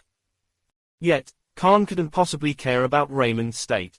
He only knew his break was expiring, and he was in the way. Get to what's left of Aina, Khan ordered, voicing a dramatic gasp at the baby in his embrace when she stretched her small arms toward Lisa's face. Reunite with our forces. What happens afterward is up to you. Raymond looked at the married couple again, only for them to continue ignoring him. Even after all that, he wasn't worthy of a single additional glance. He was a mortal with a sealed fate. As far as those entities were concerned, his story had ended. Still, the dark red rune soon flared again. Disobeying or even hesitating to comply with Khan's orders was another trigger for the pain, so Raymond hurried to his feet, planning to leave the area. Nevertheless, the pain returned when Raymond was about to leave. Blue light even shone on him. He had finally earned Khan's gaze, but his suffocating glow carried a demand. Raymond gulped, suppressing his pride and anger, facing the married couple and wearing a military salute, uttering the only words the situation allowed him to say. My prince, my princess, Raymond muttered, his eyes falling on the baby trying to grab onto Lisa's face. My princess. Khan nodded at those salutes, and Raymond could finally leave. He immediately lost interest in the scientist, refocusing on his daughter, but the audience followed Raymond's departure, watching as his figure crossed the desert to head to Aina's remaining structures. So, Khan said, not forgetting about another important matter, how exactly did my daughter end up flying on snow? Again. Doku, Zalpa, and the other Nichols on the scene diverted the glowing eyes, not wanting to address the issue. Still, a blue light shone on them. Khan smiled at him, but his expression couldn't have been faker. Luckily, Lisa came to the Nichols' aid. Our little girl was already in the air by the time everyone finished teleporting, Lisa explained. She must have sensed us. Snow just caught her and headed for us. Khan didn't know what surprised him the most about that. Teleports were usually heavy on weaker people. Garrett had obviously tuned it for Yeza, but some discomfort should have happened. Yet, she apparently had been able to set off right away. Also, Doku was a 5th level warrior. He should have been able to catch Yeza, unless she was already outside his reach. As for perceiving Khan and Lisa, that was mostly due to the mark they had left on Yeza. Still, her accomplishment remained shocking, especially considering her age. Yeza seemed to respond to the revelation by finally grabbing a hold of Lisa's white hair, clinging to her strands and trying to pull herself closer. She obviously couldn't just yet, but her cells came alive, trying to help her. Khan sensed that and worked alongside Yeza, helping her climb closer to Lisa's face. The latter giggled as Yeza crawled over her until she reached the top of her head, releasing a happy sound, only to stretch her tiny hands toward Khan's hair next. Yes, yes, come to Papa, Khan invited, his hand still on Yeza's back, supporting and helping her during the climb. Then, as Yeza reached for Khan's blue strands and weakly clung to them, she uttered another happy sound that made the whole area fall silent. Papa. Chapter 1453, Traitor. Yeza was a precocious child. That much had been obvious right away and even had quite reasonable justifications. Having mana from birth was a significant advantage that bolstered every physical function, even before gaining any control over that energy. Yeza was also part Nichols, a species that reached physical maturity far earlier than humans. A quicker development was the norm for her. Lastly, Yeza had ancient horrors genes, granting her hunger disproportionate to her size and age in exchange for strange abilities and superior toughness. She never had any chance of being normal. Still, despite all those inborn advantages, it was quite evident that Yeza's previous words didn't really refer to Khan. She was simply too young to make that mental connection and realize what it meant. Chances were, Yeza had only misspoken or had adjusted her usual, bar, after Khan jokingly corrected her multiple times. Of course, none of that mattered to Khan. Yes, Khan cried, jumping to his feet, lifting Yeza with him. Yes. Yeza made a happy sound, laughing as Khan stretched his arms and lifted her in the air, gently spinning on himself to celebrate that moment. Yes, Khan shouted again, joining his daughter's laugh, pulling her closer to hug and kiss her to no end. Are you Papa's little princess? Yes, you are. Khan spun on himself a few more times, happily lulling and swaying Yeza left and right. Lisa smiled at the scene, but also rolled her eyes, and Khan couldn't possibly miss that reaction. Together, we'll defeat Mama, Khan whispered, turning Yeza toward Lisa. You'll lower her defenses, and I'll deal the finishing blow. Yeza seemed to be having the time of her life. She laughed to no end and stretched her small arms in Lisa's direction, uttering a word she thought would continue the fun. Papa. Silence immediately fell in the area. Doku and George diverted the gazes, doing their best to suppress laughs. Rodney pretended to be bored, but both Monica and Zalpa ended up showing unconscious smiles. Meanwhile, Lisa shot a knowing look at Khan, as if telling him that she knew that would have happened all along. Khan wore a dramatic pout, turning Yeza toward him again. The baby was still smiling and laughing, waving her tiny arms and legs happily, and continued to do so even after her father voiced her punishment. You were grounded. Of course, Khan's tone didn't match his words at all. Yeza couldn't even understand him. It was still playtime for her, so she kept laughing, reaching for her father's nose and trying to hold onto it. Khan kept pretending to pout, tickling Yeza's side while she held onto his face. Her following laughs hinted at her liking that, delivering an emotional attack Khan couldn't defend against. Yes, yes, you are adorable, Khan exclaimed, kissing Yeza's head before whispering another word. Traitor. Afterward, Khan sat back down, accepting the cold hands that slipped under his to steal Yeza from his embrace. Do you like making Papa sulk? Lisa asked, using an uncharacteristically childish voice as she pulled Yeza onto her. Mama enjoys that very much, too. Yeza settled on Lisa's waist, secured in her embrace. She laughed again before bringing a hand to her mouth, losing interest in her parents to study the audience. Khan found it hard to retain his fake pout before that scene. Despite having seen it many times already, often being the cause behind it, it was always nice to watch Lisa drop her aloof and cold demeanor, and Yez's addition intensified the picture's emotional depth. Doku, Zalpa, and the other Nichols on the scene shared Khan's reaction. They hadn't seen those sides of Lisa often, if at all, so the sight brought quite the shocking but welcome surprise. Even Rodney couldn't help but compare that with his memories from 90s. That still counts, Khan uttered, and Lisa simply smiled, biting her lower lip as she scooted closer to him, leaning on his torso.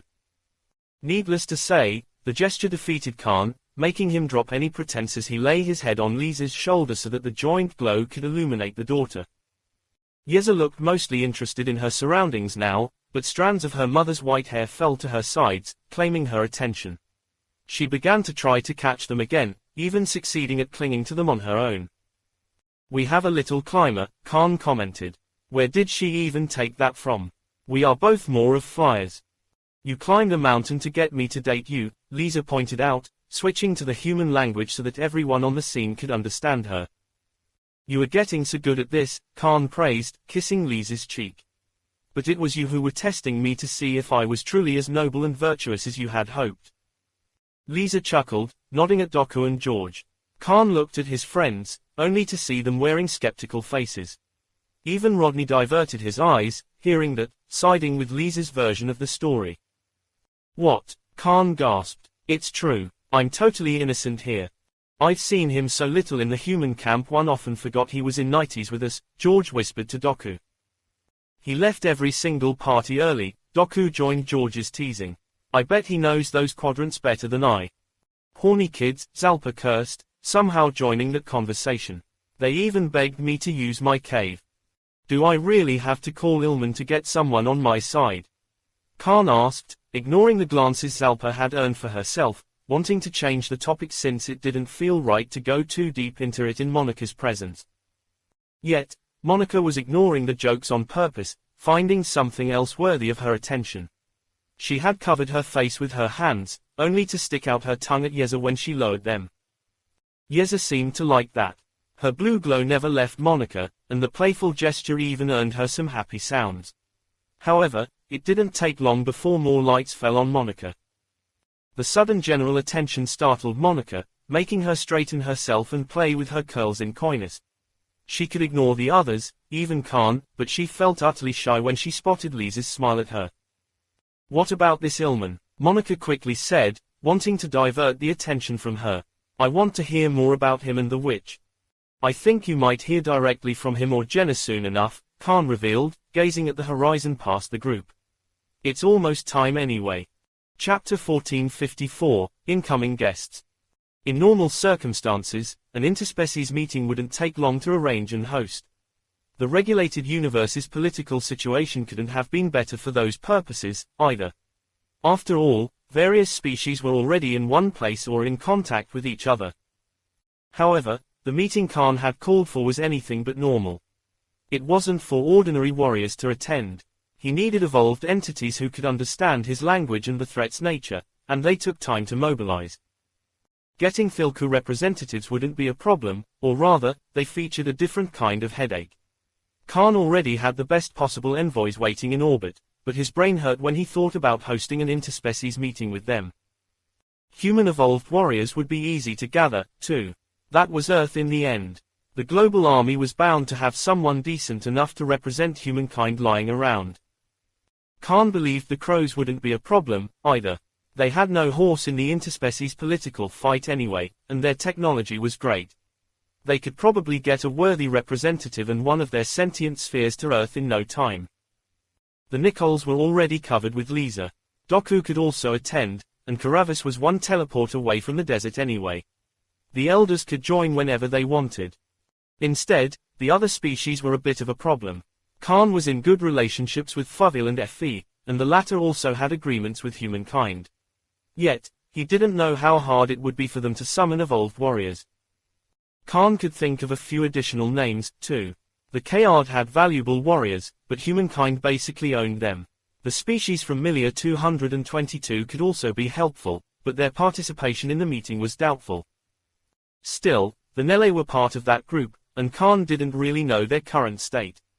He could only guess they had no evolved warriors of their own, making their stance quite weak. Khan would probably have to vouch for them, but that required a talk first, which was why he believed Jenna would come to Earth.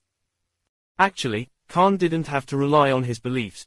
Teleports had flared all around the quadrant while Khan dealt with reunions and private conversations, bringing existences that stood far above the fifth level to his attention. All the important pieces were slowly gathering in the quadrant, but no one converged toward Khan yet.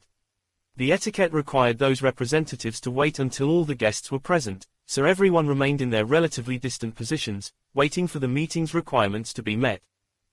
Also, despite Khan's overbearing words, Earth remained the center of humankind's domain. It was the global army's home and headquarters. All the guests had to pass through it before gathering for the meeting. Of course, there were exceptions. One organization didn't abide by interspecies laws due to its unique leader, even going as far as ignoring the political etiquette to solve one of Khan's problems before the gossip could delve any further. Khan had barely just named Ilman when a peculiar aura touched his senses, making him glance toward what was left of Aina. Everything was basically the same until an iconic purple light appeared in the distance, drawing closer by the second. Khan's glowing eyes weren't something people could miss. Lisa had long since begun to look in the same direction, and the rest of the group soon followed suit. Monica and Rodney obviously recognized that glow. That iconic light wasn't something they could forget after their time on Milia 222. They knew who was coming, and Khan confirmed that by standing up.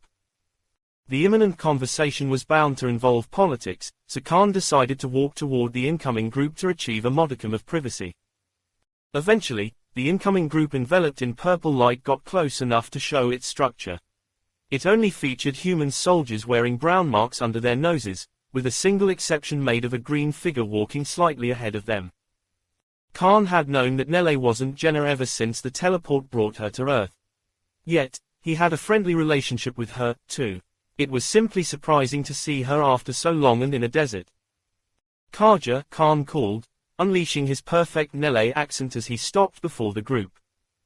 The human soldiers performed military salutes before retreating, giving their leader and the Nele room to talk.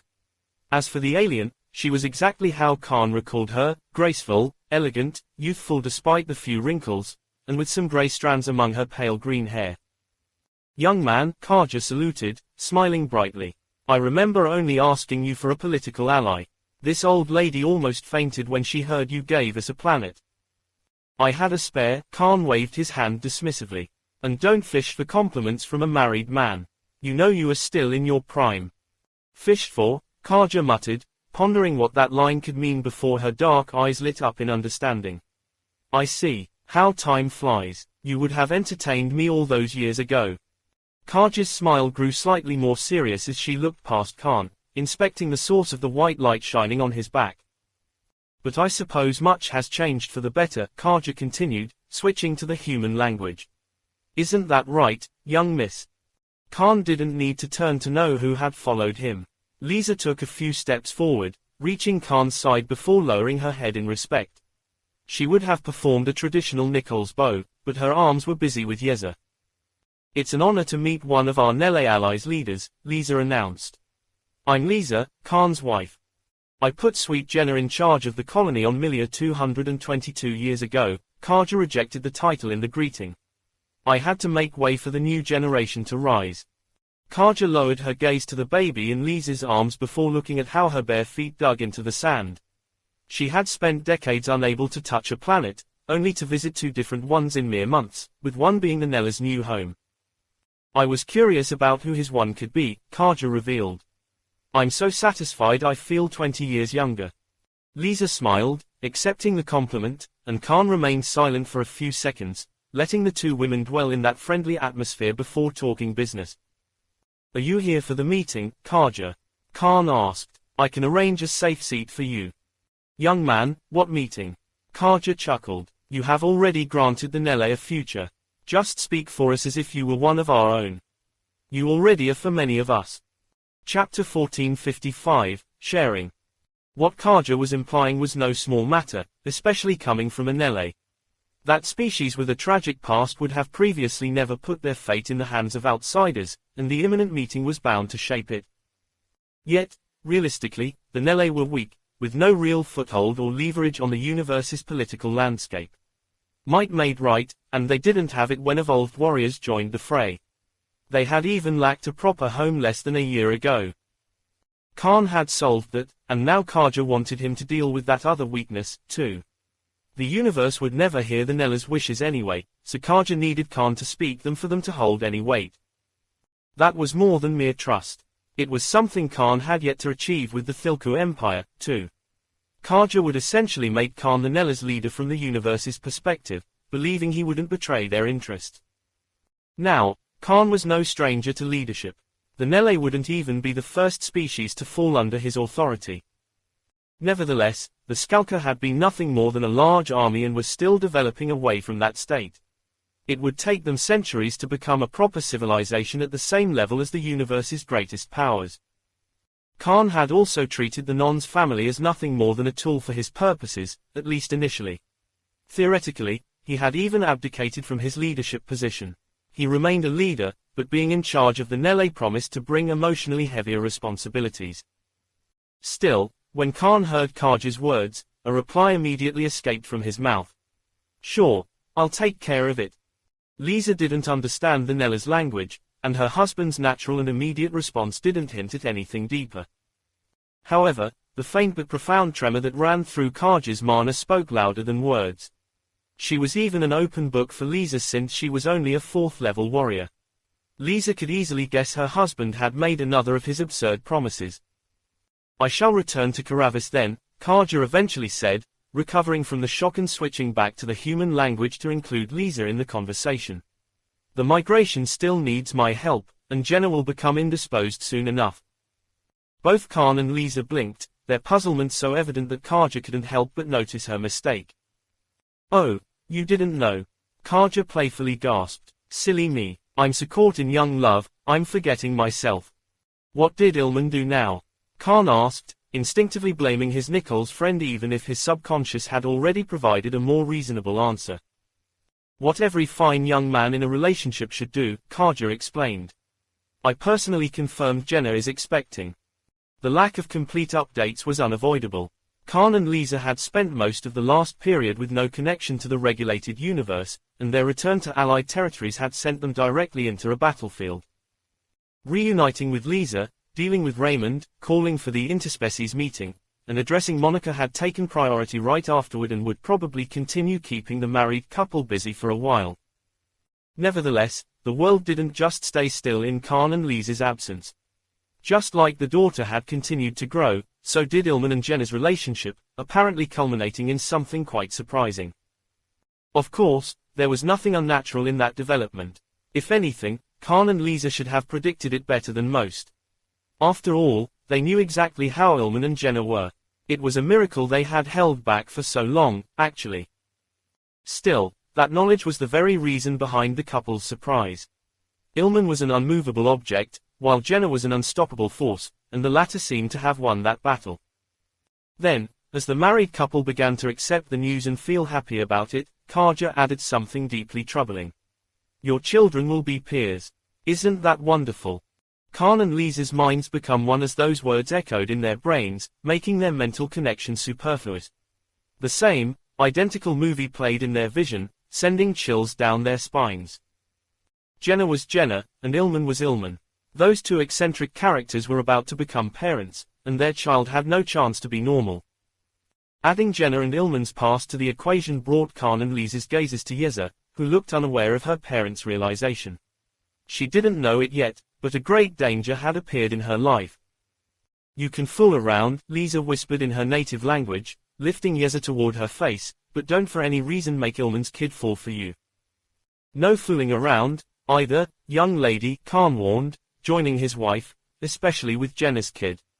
Actually, let me just kill every man in the universe." Kaja couldn't understand what Khan and Lisa was saying, but her smile grew warmer nonetheless. She could almost see that familiar affection with her bare eyes, as well as the happiness it reeked of. When added to Khan's previous answer, Kaja's smile grew even warmer. She clearly recalled that curious young man from years ago. She remembered how lost and ashamed he was, but couldn't see any of that in that happy scene. The past hesitation was gone. Khan even seemed to be comfortable with his hair's color now. He would have never passed it to his child otherwise. That capable boy had grown into a fine man, and watching him play the happy family mate Kaja put her few lingering, faint reservations to rest. The Nele would be fine. They couldn't help but have a bright future ahead of them now that Khan led their path. This old woman will take her leave now, Kaja eventually announced, interrupting the playfully bickering couple. I must return to Karavis. Be sure to notify my troops if you need anything, Khan casually said, half of his attention still on Lisa and Yeza. Oh, and I'll congratulate Ilman and Jenna personally, but to tell them I'm happy about the news in the meantime. Kaja nodded, ready to get out of the happy couple's way, when Khan added something else. And it's return home. Karavis is yours. I'll get out of your way soon enough. Those words couldn't help but hit Kaja's feelings harder than she expected. Something happy but teary rose inside her, almost making her want to jump forward to hug Khan with all the gratitude she was capable of. Of course, Lisa spotted those intentions, and her cold white light immediately shone on Kaja. She was still smiling, but her hidden glare cooled down any affectionate reaction that old Nele was about to fall prey to. Still, where Lisa wanted to send a warning, Kaja only saw youthful fun. Nessa arrived recently, too, Kaja exclaimed. I think her stance on sharing might change if you were to ask. Khan frowned in confusion, but his eyes lit up when he recalled his interactions with Jenna's friend. Yet, he couldn't dwell in those memories since the temperature sharply dropped, and the white light moved from the retreating Kaja to his face. Who is this Nessa? Lisa asked, defaulting to her native language and a smiling face that couldn't be faker. Chapter 1456, Dean Ulu. You know how they are with touching others, Khan explained. They saw Jenna do it, so they gave it a try. Your papa and I are taking a break, Lisa muttered in a childish tone to Yeza, holding her before her face. Mama has to get touched by a lot of Nele for a while. Lisa had retracted her cold presence to avoid making Yeza cry, but her remarks remained chilling for Khan. His body couldn't be tenser as he hugged Lisa from behind, trying to quell her terrible, dangerous mood. I wasn't even touched by that many of them, Khan recalled, diverting his gaze to try to come up with an exact number, only for the temperature to drop again. Khan lowered his gaze as an even colder sensation shone on his face. If looks could kill, Lisa would have already wasted him many times over, but he only got lost in that beautiful, dangerous expression.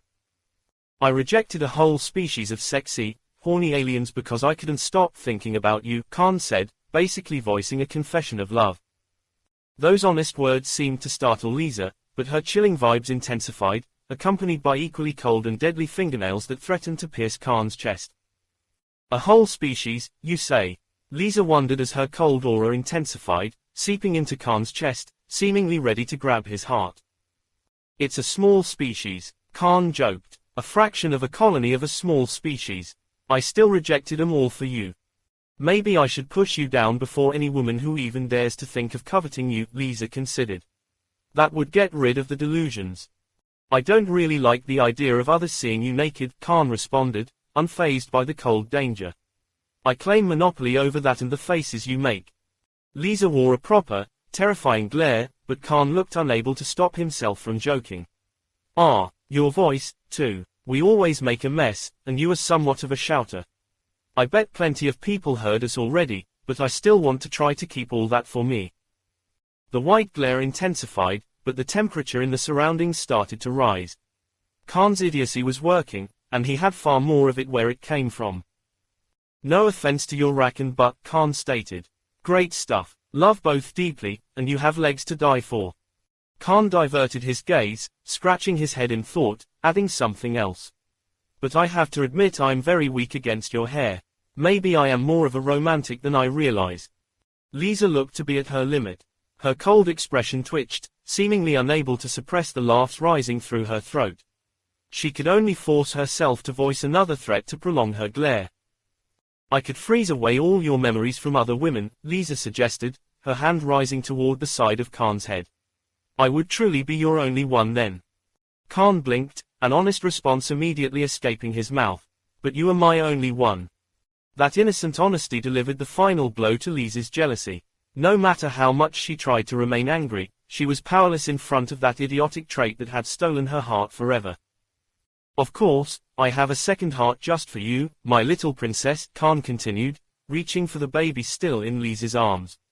My little princess who won't ever look at another man but her papa. Khan barely had the time to finish speaking when Lisa's lips sealed his mouth. Sadly, or luckily, she had to keep the kiss short. She wouldn't be able to control herself if she lingered in the gesture a second longer. Remember that you vowed your life to me, Lisa warned when she retracted her head. You are mine until the end of our days. That reminder sounded more like a threat than a declaration of love, but Khan was hardly scared. If anything, seeing Lisa like that gave birth to the very opposite drive. I really want to rip off your clothes, Khan sighed, glancing down. But maybe the skirt can stay. Lisa giggled, biting her lower lip, resuming hugging Yeza with both hands, but changing the topic before things could degenerate. Stupid. You should address our guest. He has been kind enough to wait for us. I think my beautiful wife just scared him, Khan said, switching to the human language and looking up, illuminating a human figure higher in the sky. Isn't that right, Mr. Human Representative? Since Kaja had ignored the political etiquette, the parties that had teleported to the quadrant had begun to move. They didn't gather at the appointed spot in the desert just yet, but they seemed ready to start arranging the meeting. Among those parties, one man had flown directly toward Khan and Lisa, probably wanting to sort out the last arrangements before the meeting could officially begin. Yet, he had arrived in the area only to face Lisa's chilling aura, which had kept him away. Khan's question was meant to invite the man down. After all, he was an evolved warrior, so he most likely had an important message to relay. Nevertheless, Khan himself ended up frowning at that direct inspection. The evolved warrior's aura hadn't told him anything, but his appearance stirred something in his brain. The evolved warrior looked relatively simple. He was old, with wrinkles covering his face, and bald. A long white beard hung from his chin, and a military uniform with a single, big star on each of his shoulders covered his body. Still, Khan felt able to recognize something in the man's face and flying technique. Something was strangely familiar, but Khan couldn't point out what. Why do I know you? Khan couldn't help but ask, arousing Lisa's interest. Prince Khan, the man called in a raspy voice, which intensified that familiar sensation. We might not have met, but you have been one of my disciples for a while. Lisa immediately straightened herself, planning to get on her best behavior. She had never heard of masters outside Lieutenant Deister and Mabon, but wouldn't dare to disrespect even those Khan forgot to mention. Still, Khan only squinted his eyes, digging through his memory, eventually finding what he was looking for. Dean Alu, Khan wondered, creator of the Lightning Demon style. Chapter 1457, Beard. Hearing that name sparked something in Lisa's memories, too. She had mostly only helped Khan with his understanding of the mana, but wasn't exactly a stranger to his various signature moves. Besides, the Lightning Demon style had been Khan's main weapon on Nighties, the reason why he had excelled. Lisa connected the two, also spotting something familiar in the way that the evolved warrior hovered in the sky. Indeed, the bald, evolved warrior responded, linking his arms behind his back. I should feel honored you still remember me. Maybe that's why those idiots went out of their way to summon me. Right, Khan exclaimed, more memories rising through his brain. The training program said you had opted for a secluded life, though I admit I skipped your introduction. Young lads and their eagerness for battle, Dean Alu scoffed. I guess you came out fine anyway, Prince Khan. Did the global army just update you on me? Khan wondered. They must really hope you can make me behave. That truth was pretty much obvious for someone with Khan's political expertise. He had already killed a general, and his relationship with humankind had never been good in the first place. The global army was probably hoping that putting Khan before the creator of his first martial art would improve his mood. Still, Dean Alu was aware of that as well. May I descend? Dean asked since the conversation was getting political. That request sounded out of place. After all, that was Earth, and Dean Alu was a member of the global army. Theoretically, Khan was the one who would have to ask for permission to stay in the desert. Yet, Dean Alu was savvy enough to remain polite. His inferiority toward Khan was also undeniable, and the charming alien at his side felt even scarier, especially after she heard that his presence could be part of a ploy. "Descend away," Khan confirmed, pulling Lisa closer. "Don't worry about my beautiful wife. I just finished soothing her down." "You did not," Lisa declared, but ended up chuckling when Khan helplessly shrugged his shoulders at the flying evolved warrior. That wasn't exactly what Dean would call reassuring, but he didn't have much of a choice in that situation. His figure disappeared, materializing on a spot right in front of the married couple, the tip of his right foot touching the sand without lifting a single grain. Needless to say, the sprint didn't surprise Khan and Lisa. Dean clearly saw how those two pairs of glowing eyes easily followed him through his instantaneous descent. Yet, the place had a third party that didn't care for politics or power levels, and she enjoyed the development, even voicing it in the best way she was capable of. Yeza made happy sounds at Dean's sudden appearance on the sand, waving her arms and legs. Still, the evolved warrior's long white beard eventually claimed her entire attention, making her reach for it. Of course, Yeza's arms were too small to cross the few meters between her parents and the evolved warrior, but she tried anyway. She even actively struggled against her mother's embrace, but her inevitable failures slowly pushed her to the verge of a childish fit. Yeza's struggles couldn't go unnoticed, and Dean didn't know what to do in response. It didn't help that blue and white lights soon moved to his face. The married couple didn't threaten him or anything, but their request was quite evident. Dean cleared his throat and took a step forward, handing the tip of his long beard to the eager baby. Yeza promptly grabbed a few of those white strands, calming down and even laughing as she waved them around. The married couple showed smiles at the daughter's happy mood, eventually pointing them at the evolved warrior. Dean didn't mind playing along with Yeza, but the situation couldn't look less official from the outside. "I haven't attended to the army's official business for a long time, Prince Khan," Dean warned. "I might be ruder than what's expected from me." "I'd take that over fake politeness every day," Khan reassured. "Still, I suppose you'll represent the global army in the upcoming meeting." "That's my job," Dean confirmed. "Of course, I'll just voice the words the generals are too scared to speak. I've never been much of a politician." "That's fine by me," Khan accepted, "but why the private visit? Is the global army ready to start the meeting?" "All the intended guests have reached the quadrant," Dean nodded. "The global army wanted to run things with you first before giving the order. Killing a general must have done a number on them." "This is something quite above the general's pay grade," Khan commented. "And well, I had to make a point. Things are a bit too serious to allow stupid ploys." "I heard," Dean said, seemingly agreeing with Khan. "This brings me to the second reason behind my private visit. Prince Khan, what's the word from the noble families?" The question couldn't have made more sense. After all, the global army represented and governed humankind, but the noble families were its true leaders. They were also the ones with the best military assets, so their seat at the imminent meeting felt necessary. Still, Khan hadn't heard anything about that, and chances were the nobles would let the global army deal with the public stage before making private arrangements afterward. Khan could easily imagine the multitude of meetings he would have to go through once the imminent one was over. He would obviously prefer to get everything done in one go, but that was impossible, and it was pointless to delay things any further when most major players had already arrived. "There's no word," Khan admitted. "Give the okay to the generals. We can start the meeting immediately." As much as Khan wanted to dwell further in that meeting, he couldn't keep the other political parties waiting. Still, he didn't forget to add an invitation before the evolved warrior could depart. "But do stay around," Khan added. "We can have a drink once everything is settled."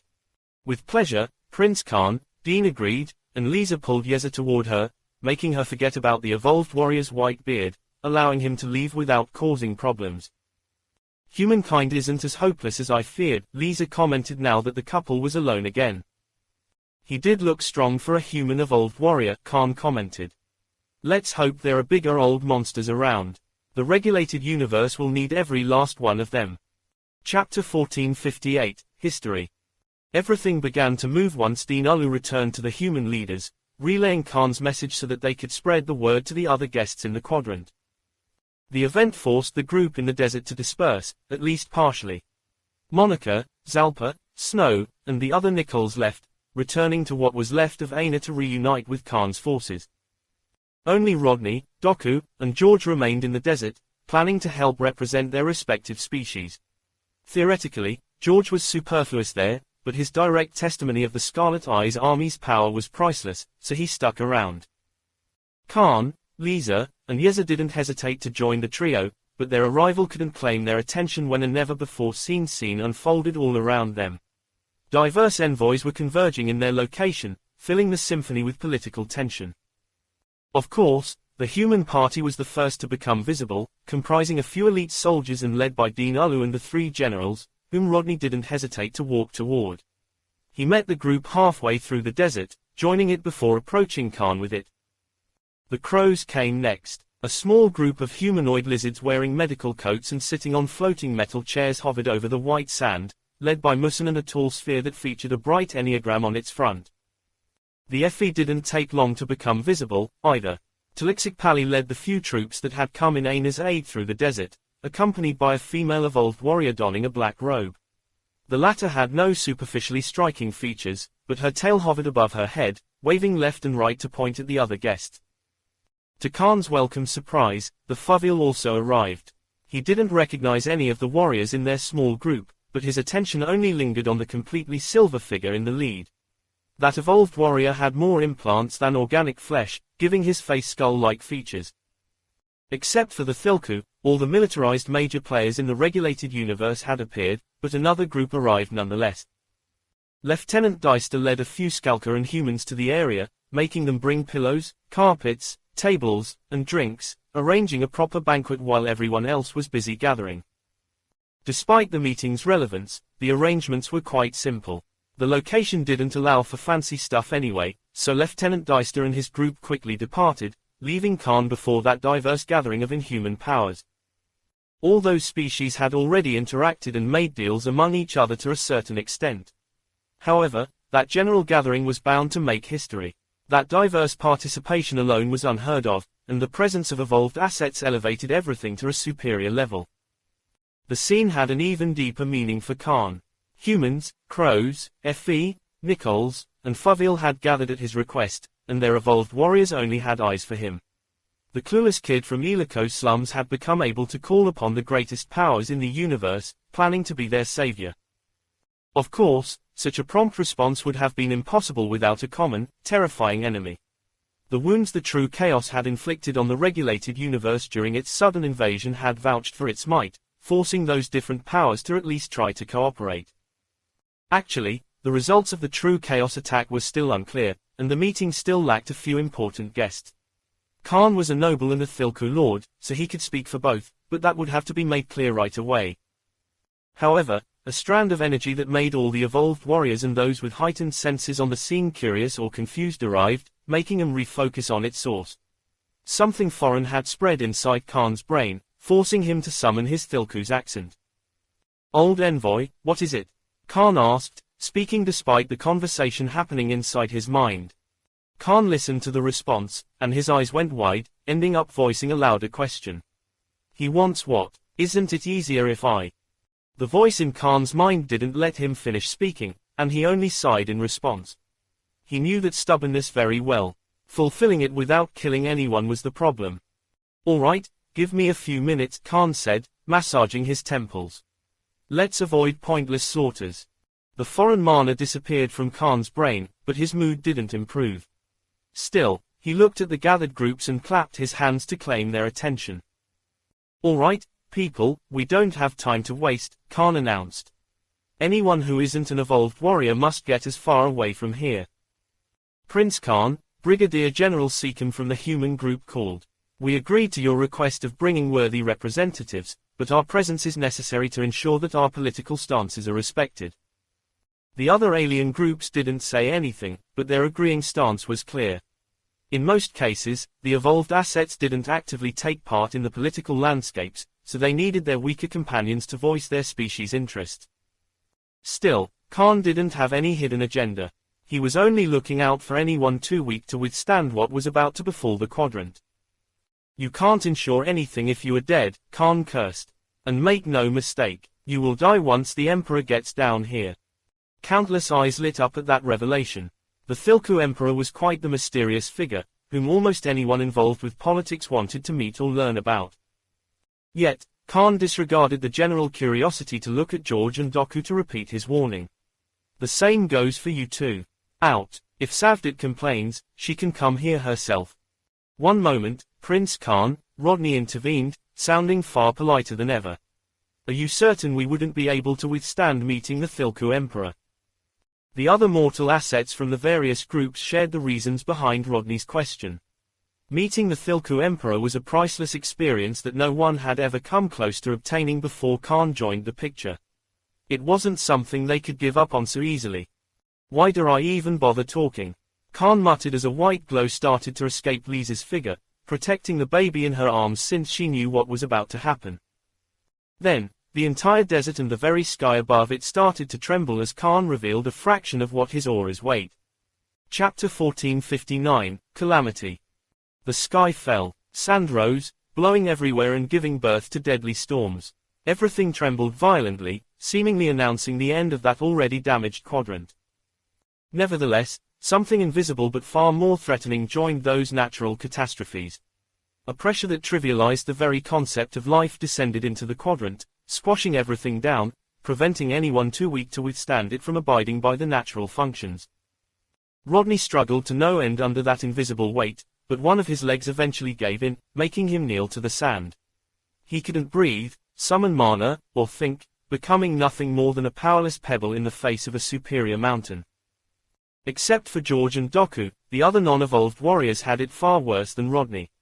They couldn't even attempt to resist the sudden suffocating pressure that fell into the area, fainting on the spot or slamming down, unable to move from the ground. The evolved warriors on the scene didn't have it any better. The sandstorms and pressure were bearable, but their knowledge of that superior realm led to a concerning awareness. The catastrophic event wasn't limited to the group and its immediate surroundings. A large chunk of the quadrant had fallen prey to the sandstorms, which covered the sky in raging gales of white sand. Moreover, it was clear that Khan was holding back. He could stretch those catastrophic effects much further, but didn't to avoid destroying Anis' surviving blocks.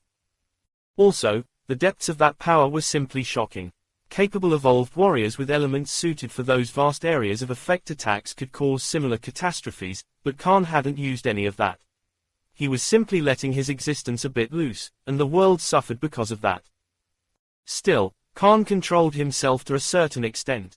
He spared George and Doku from his aura's pressure, and any sandy gale that got too close to the banquet disappeared, saving his forces from the hassle of rearranging it. Then, everything blew outward. The world stopped trembling as the sandstorms turned into white waves that created an expanding circle in the sky before crashing back down into the desert, lifting tall white clouds. The clouds kept expanding, even reaching the gargantuan cavity and the surviving blocks, but posed no danger to the forces gathered there. Meanwhile, the appointed meeting area's landscape changed completely. As the sand settled, the diverse group found itself at the top of a dune, encircled by grooves created by the ground Khan had pushed away. The natural catastrophe seemed to be over, but a tinge of the suffocating pressure remained, embodied by the blue glow that browsed over the various representatives. Khan had stopped messing with the environment, but his stance was anything but casual. That was the Emperor when he walks, Khan announced, his tone hinting at a threat. Do you want to see what happens when he talks next? Khan had quite the grand but terrible fame. Depending on who answered that question, he was either the greatest warrior humankind had ever produced or a reckless traitor who ignored any existing rule to follow his whims. Yet, both extreme sides had one thing in common. Khan was no liar. Even his wild claim about the existence of a universal threat had turned out to be true, so the representatives had to believe him now, too. The subject of the discussion even made it easy for the involved political parties to believe Khan. That was the leader of the strongest militarized species in the regulated universe they were talking about. His personal power had to be off the charts. Theoretically, politics could still affect the matter, leading to a more beneficial compromise, but the diverse groups weren't a united front and pursued different interests.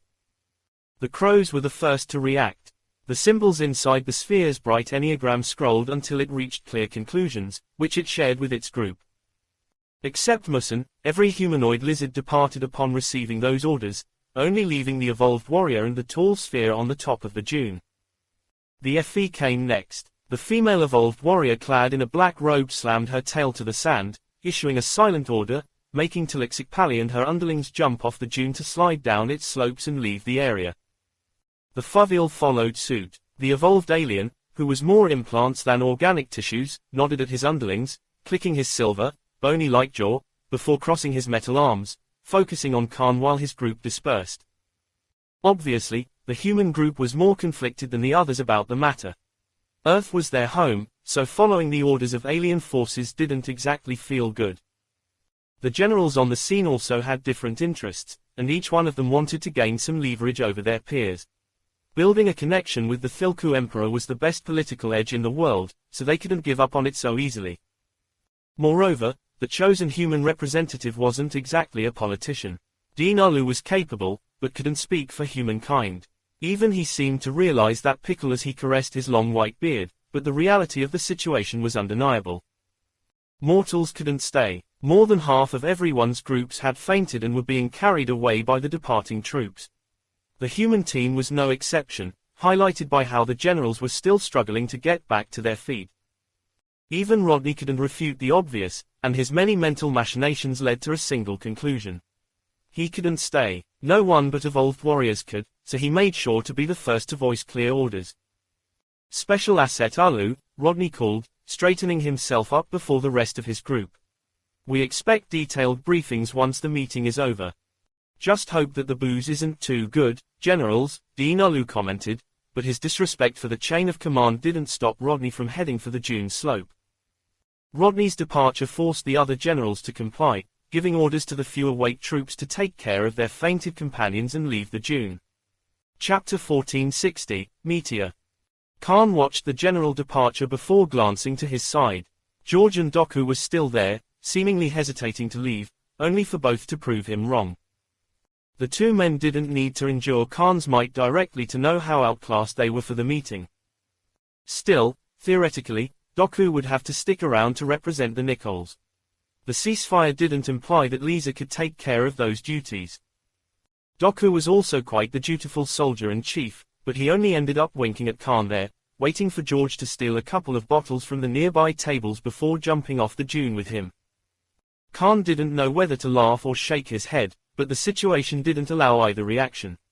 Actually, once anyone unsuitable for the meeting got far enough from the dune, the space next to him twisted, bringing some of the guests everyone was waiting for.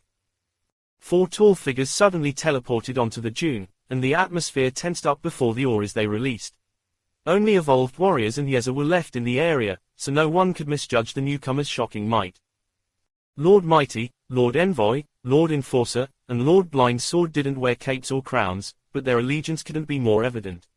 The representatives of the Thilku Empire had finally arrived, but none of them seemed interested in the event's political nature. That was an excellent battle, Blue, Lord Blind Sword promptly praised. We must feast to your victory. My congratulations for the swift victory, Lord Blue Shaman, Lord Envoy joined the praises. Ah, Lord Mighty cried, pointing at the child in Lisa's embrace. Blue, isn't that your daughter? I think she shrank. Your existence is an insult to all-seeing beings, Lord Blind Sword sighed. Lord Blind Sword is correct, Lord Enforcer commented.